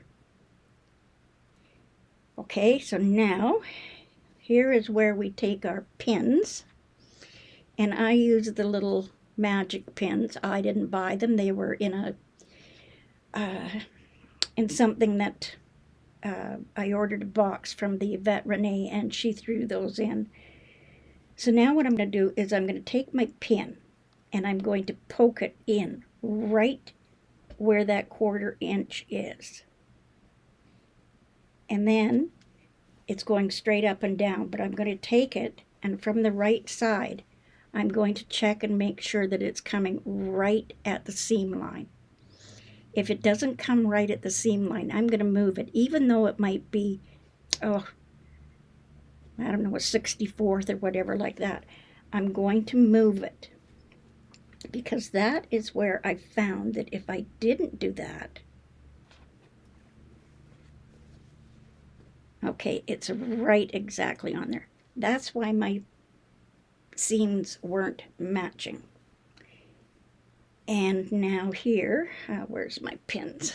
I usually keep some in the pad, but my pin pad. Again, at this point, I'm going to go right into the tip from the wrong side. And I want to be right in that area. And I'm going to check as much as I can with my eyesight being the way it is. That looks like it's coming out exactly in the seam and at the tip of that point. Here we go with our glue again. At the 1/4 inch, where that tip is, I'm going to just put a little glue, a little dab, on either side of that point. And right here, a dab on this side and a dab on that side. Now I'm going to take the pin and I'm going to place it right at the tip of that point. And then I'm going to try and make sure that my pin is straight up and down, and then I'm going to push that in. And I'll do the same thing here. Because I don't have a point there, I'm going to put it in at exactly the 1/4 inch. Now I'm putting the pin just lightly on the tip of that seam at the 1/4 inch, and then I'll poke it in and match those up. Once those are matched, I'll just put a dab at the end. I don't have any other seams to match up. Line this up. Give it a press there and put one at this end too, so I don't get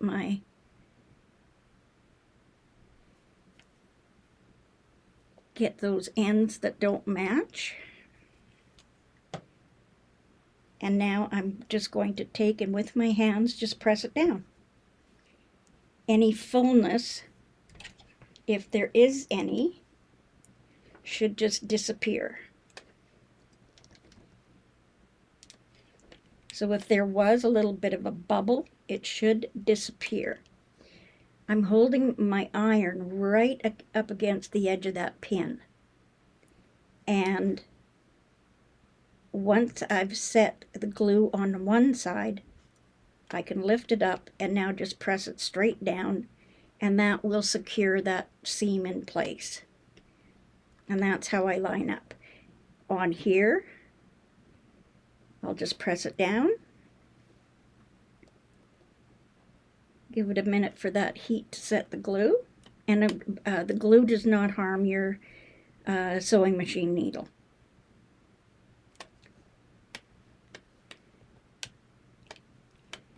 Now remember when I said there's nothing wrong with drawing your 1/4 inch line. At this point I can see where I need to be stitching because that's where I want to stitch to make my points match. Here I can't. Now I can just take a pin and poke it through and then mark it. I usually don't. I mean, I like perfection and accuracy, but I'm just going to just draw a line at the 1/4 inch mark and hope it comes out right. If it's way off, I'll fix it. If it's not, then I won't worry about it. I like to draw the line because as I'm coming up to this point here, I always end up going like that, and then it causes problems when you go to press that seam. Okay, pieces are together, no pinning. And now I'm just going to take it to the sewing machine, and I'm going to switch over to the sewing machine because I want to show you. I'm going to try and zoom in a little bit closer. Just give me a second and I'll check and make sure. Oops, that's not what I want. Go away, Shirley. Okay, there we are. Okay, I'm just going to adjust this a little bit. Can you see that okay? Hopefully you can. It might be a little bit blurry. I'm going to zoom in just a bit. Oh, there we go. A little stiff there. Okay, now you really can't see. Maybe you can, but I'm still using my stitch in the ditch foot. So now as I start, that glue is giving a little bit of stability at the end here. So I can start right at the edge. If you have trouble with your machine when you start a seam poking down, hold your threads not off to the side. Hold them right in behind your needle, and that will sometimes prevent, when you start on the edge of a seam, from your needle poking everything through. And so I'm just going to start stitching. At the seams, I like to make sure that I'm holding with my pokey stick or pokey tool, I'm holding on both sides, especially when I come up to where my join is. Here is where my join is. I want to make sure my seams are still open. If there's bulk, this is where, even though you've made an attempt to pretty much match everything perfectly, the thickness will throw your presser foot off a little bit, and you'll see when you check your seam that it has gone a little wonky. So that's why when I use my pokey tool to press down on this side, and I'll use my fingers on this side and just let the machine go through, I can see that I'm coming right up to the point with that tip of my presser foot, and then continue on to the end.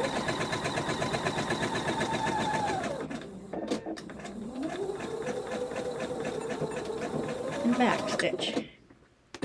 Now here is where we check things out and just see how this works out. Okay, let's open this up.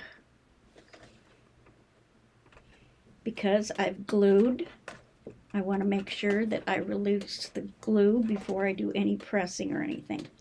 Now, I'm going to try and hold this. That's how my points match. And again, on this one, I only had 2 to match.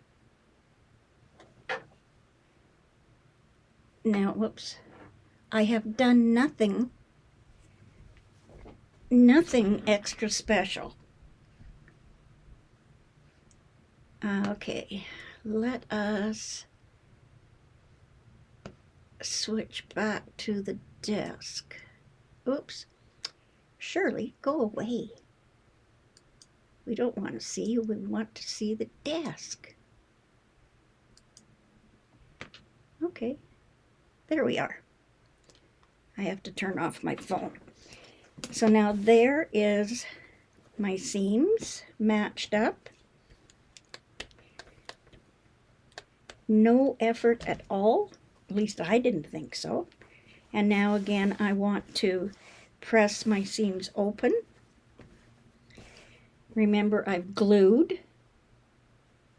So those areas, in order for my seam to lay nice and open, I have to make sure wherever I put the glue, I release the glue. Otherwise, I'm not going to be, or my seam isn't going to be pressed open nicely.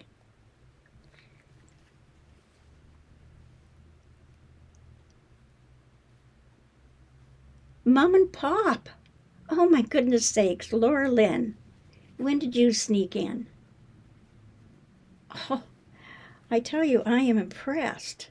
I am so thankful that you popped in. Oh, that's so nice.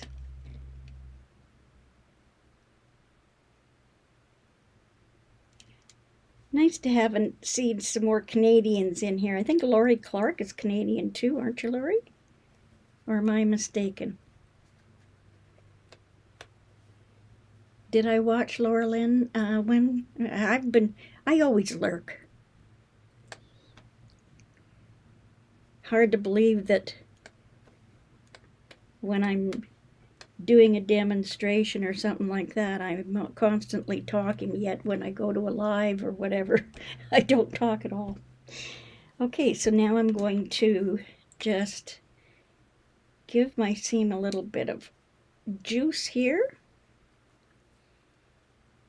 And again, the precision piecing, or the seam-align glue, if you have any seams that are popping up when you go to quilt or put your backing and everything together, you can just put a little drop on the back of that seam that doesn't want to lay flat, and it'll hold it down until you get your get everything put together. Yes, Ontario, yeah. I think you're in Stephen Bland's neck of the woods. Oh, I like that. Let's see if we can get the next one to match up as good as that. So Laura Lynn, it must be about after 7 o'clock your time.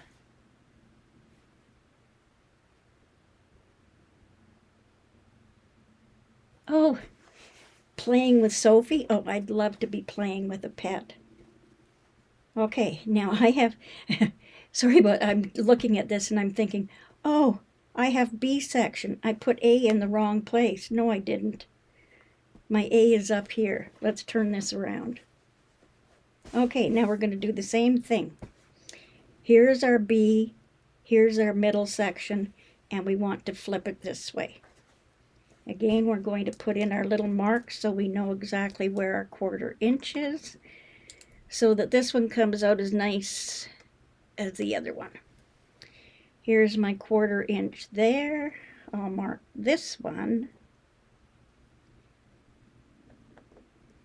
and we'll see if we can have this come up right. You're just about ready for bed, yeah. If I'm not doing a video or something like that, or talking with my daughter or whatever, I will spend more time sleeping than... Okay, let's put our pins in. Oh, I have 2 of them right here. Okay, pin in at the 1/4 inch, and that one came out perfect. And now here is this one. I'm gonna line up my pin and put it straight in, and hopefully it comes out exactly where I want it to. Feels like it is, and it is coming out exactly right where I want it to. Back to the glue.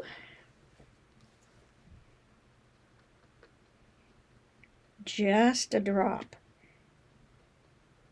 I know there's so many products out there that they say to use just a drop, and maybe I'll put some glue at this end first before I go on.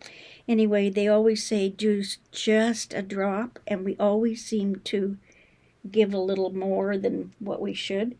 But with this stuff, trust me, you only need a drop. Okay, again, we're going to, I think Kimberly Jolly calls it poke a pin. Line it up, straight up and down, and poke it in. Press it down, and here we go. Line it up, straight up and down, poke it down. I must say I'm impressed, because it doesn't always go this nicely. Sometimes I have to take my pins out and redo it, but this is going together perfectly. Sorry, accurately. Okay, we're just going to press that down at that end. And then I'm going to just press here. So Becca, oh my gosh, okay, where's everybody coming from? Don't feel bad, a lot of us lurk. It lets us keep our hands on our fabric instead of on the keyboard. Yes, honest to Pete, you guys, I'm so happy that you stopped in. I feel really honored now. I have more than two celebrities in the house. Oh my gosh. Thank you so much for coming. I don't feel so lonely now. Okay, so now, remember when I said it doesn't matter? Just don't tell anybody I do this, okay? Just going to draw in a 1/4 inch line just so I don't go wonky. Line up so that that point there and there and there. Oh my goodness. I'm overwhelmed. You get around to it too, Shirley.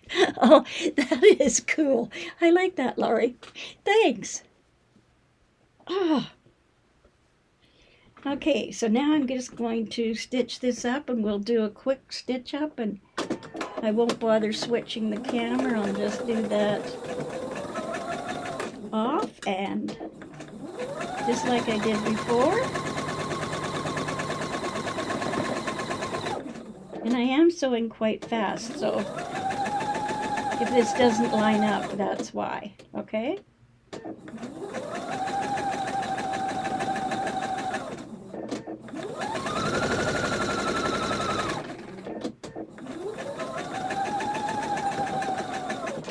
Okay, it's done. Now we're going to check it. And yes, Carrie Leonard is from Scarborough, Ontario. And she is over at Rita's. So now I have to remember, I have to go back in and check. After the video is done, I'll go in and check and share everybody's channels that I have links to. Becca and Mama Pop, Laura Lynn, I'm overwhelmed. I really am. Okay, shall we take a peek at that? Oh. Oh. Okay. We'll show you now. And even though I did do quite a bit of, let me just change this again now. There we are. Okay, I'm going to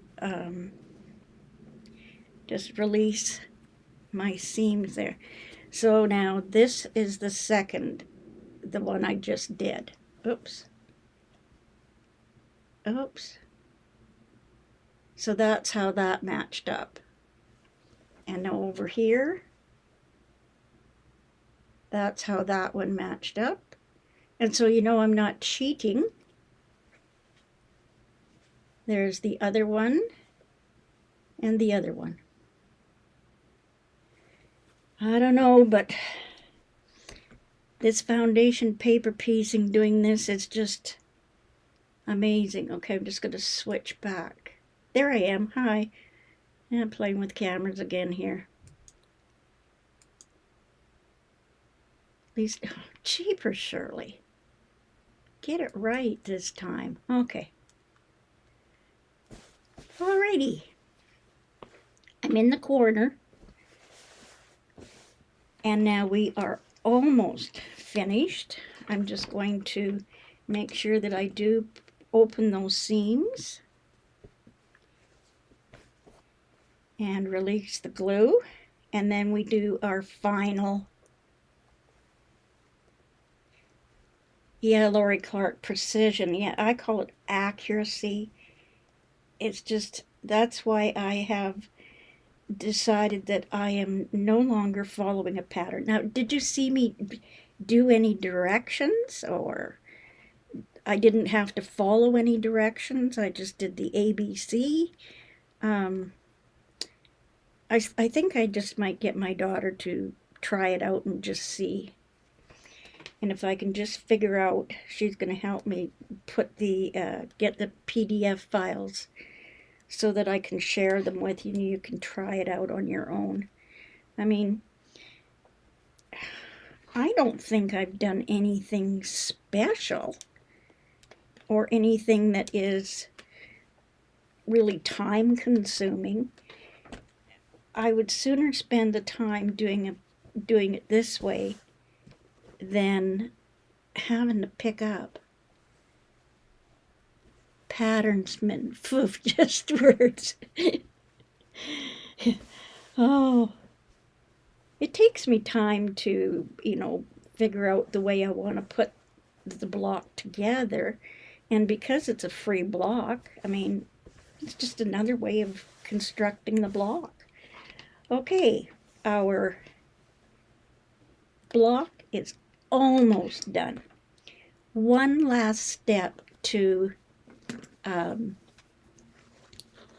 make sure everything is right and we're not going to lose those points. And that is, this is a 9.5-inch block. However, it should measure 9 3/4 inches. And the reason for that is that I want to make sure I don't lose my points. My inside measurement should be 3 inches and 3, yeah, and then 3 1/4 and 3 1/4 when it's finished. So what I'm going to do now is double check and make sure my block comes out. It should come out to exactly 9 3/4. And there's my mark, and there's my point. And Now we'll check this way. And there's my 3/4 mark. So it comes out to exactly 9 3/4. Now we're going to trim it down to 9 1/2. Where I am going to be paying most attention to is my points at the edge. And when I line up my ruler to trim this,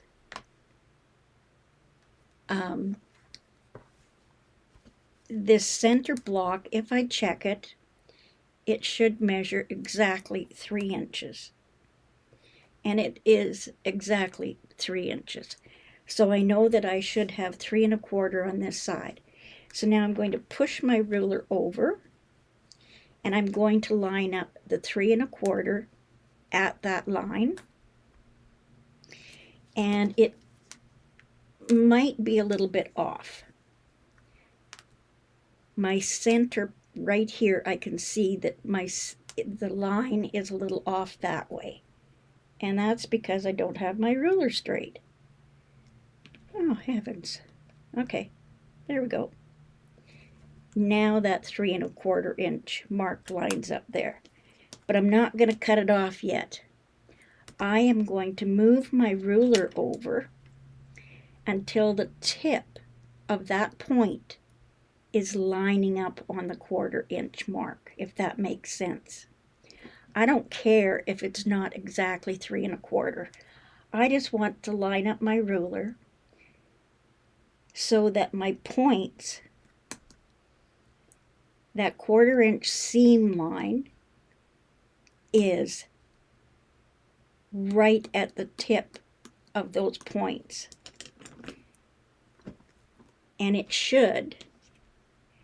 I should be trimming off approximately 1/8 of an inch, but my block may have shifted or whatever reason. I may have stretched it out when I did something. Now I'm going to trim it off. And that's where I don't lose my points. I don't care if my block isn't exactly 9 1/2.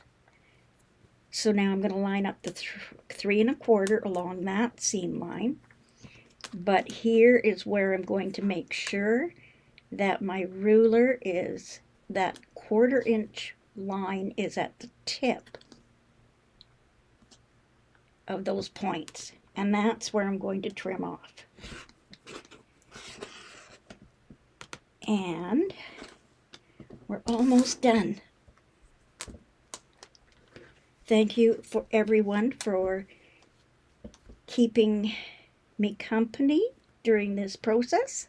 I hope you found some of it interesting or helpful. So there's my line up again with my 1/4 inch mark. And I only should be trimming away about 1/8 of an inch.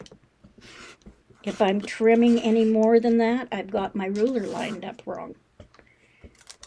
So that is another safety check that I can't do. I can't mess it up after I've gone to all that trouble. I trimmed that already. Have I done them all? Nope, this one needs to be done.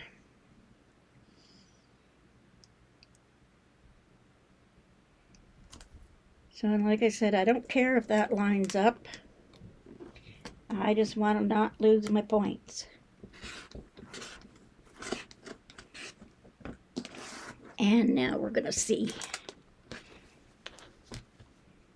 I think I've got it all done. Now we're going to measure it and see if it comes out to 9 1/2. So I'm going to measure at the center. This is butt up right there. There's my 9 1/2 right there, right at the edge of my fabric. Normally at the edges it might be a little bit off, but it'll only be like one of those marks off. Check at the bottom, and this one is a little bit over, like the width of one of those marks. Check it this way now. And that comes out to exactly 9.5. I can't get much closer than that, really. Okay, it's done. Now, the last thing is clean up, right? We never leave our sewing room cluttered when we leave it, right? Thanks, Laura Lynn. It's amazing what this does. Okay, I have my stitching patterns,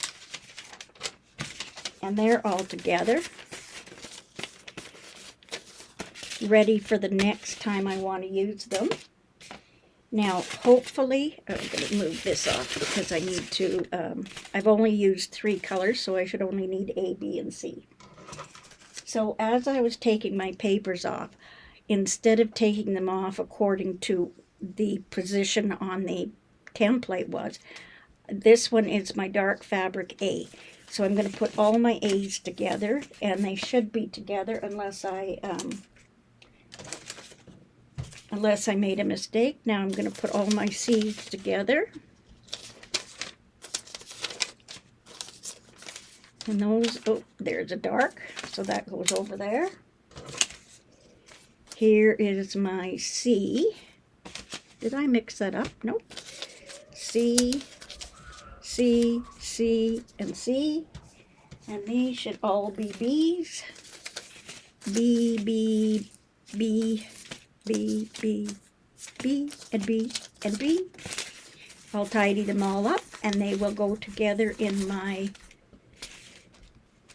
page protector with all the rest of them, and they are in order for the next time I want to make that block. And I'm just going to leave them together because I do actually, off to the side, I have another block that I was working on, because hopefully this will become, oh yeah, you can see, I'll just put me back on a, hopefully you can see that, hopefully it'll end up being a table runner, or if I don't get too bored with it, I may make it into a quilt. It all depends on how bored I get. So those are the blocks. Now I did want to show you before keeping you captive here. I have been working on the mini blocks, and again, I have done them, just a minute. Gonna go back to the desk here. Okay, these are the 2 blocks. I think they turned out quite nicely. And now here are my mini blocks, and these are 3.5 inch unfinished.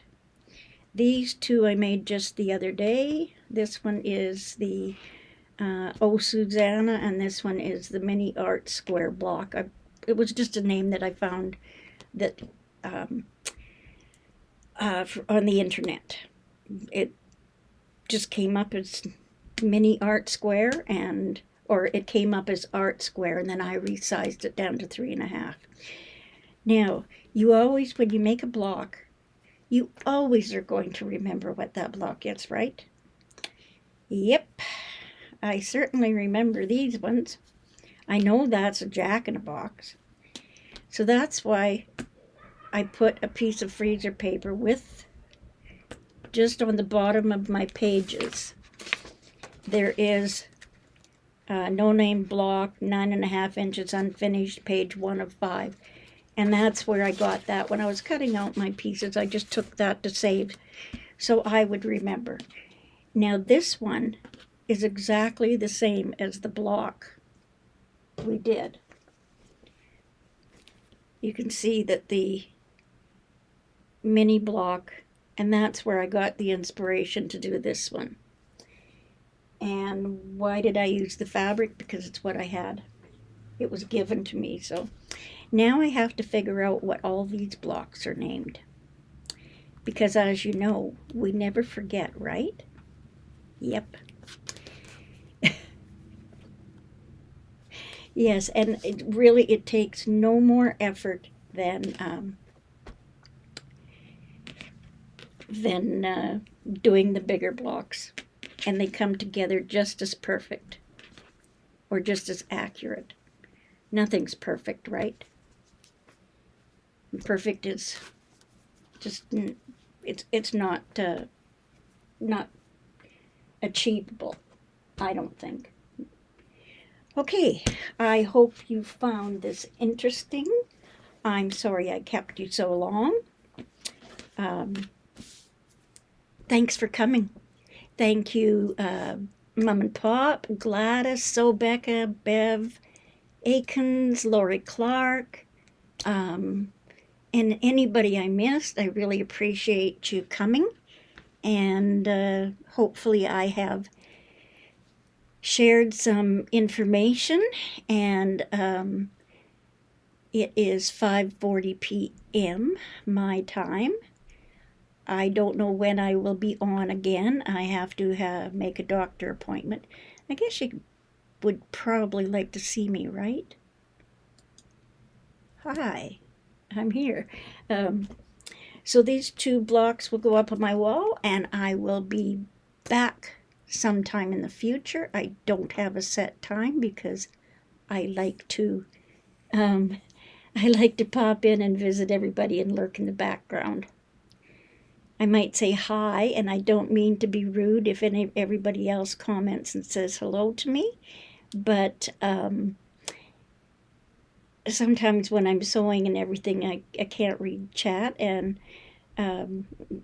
you probably find this like amazing that, why can't I babble away on chat like I do it in my videos. But thanks, everyone. I'll make my doctor appointment, and hopefully I'll be back soon to share some more information with you. Bye-bye, and have a great evening.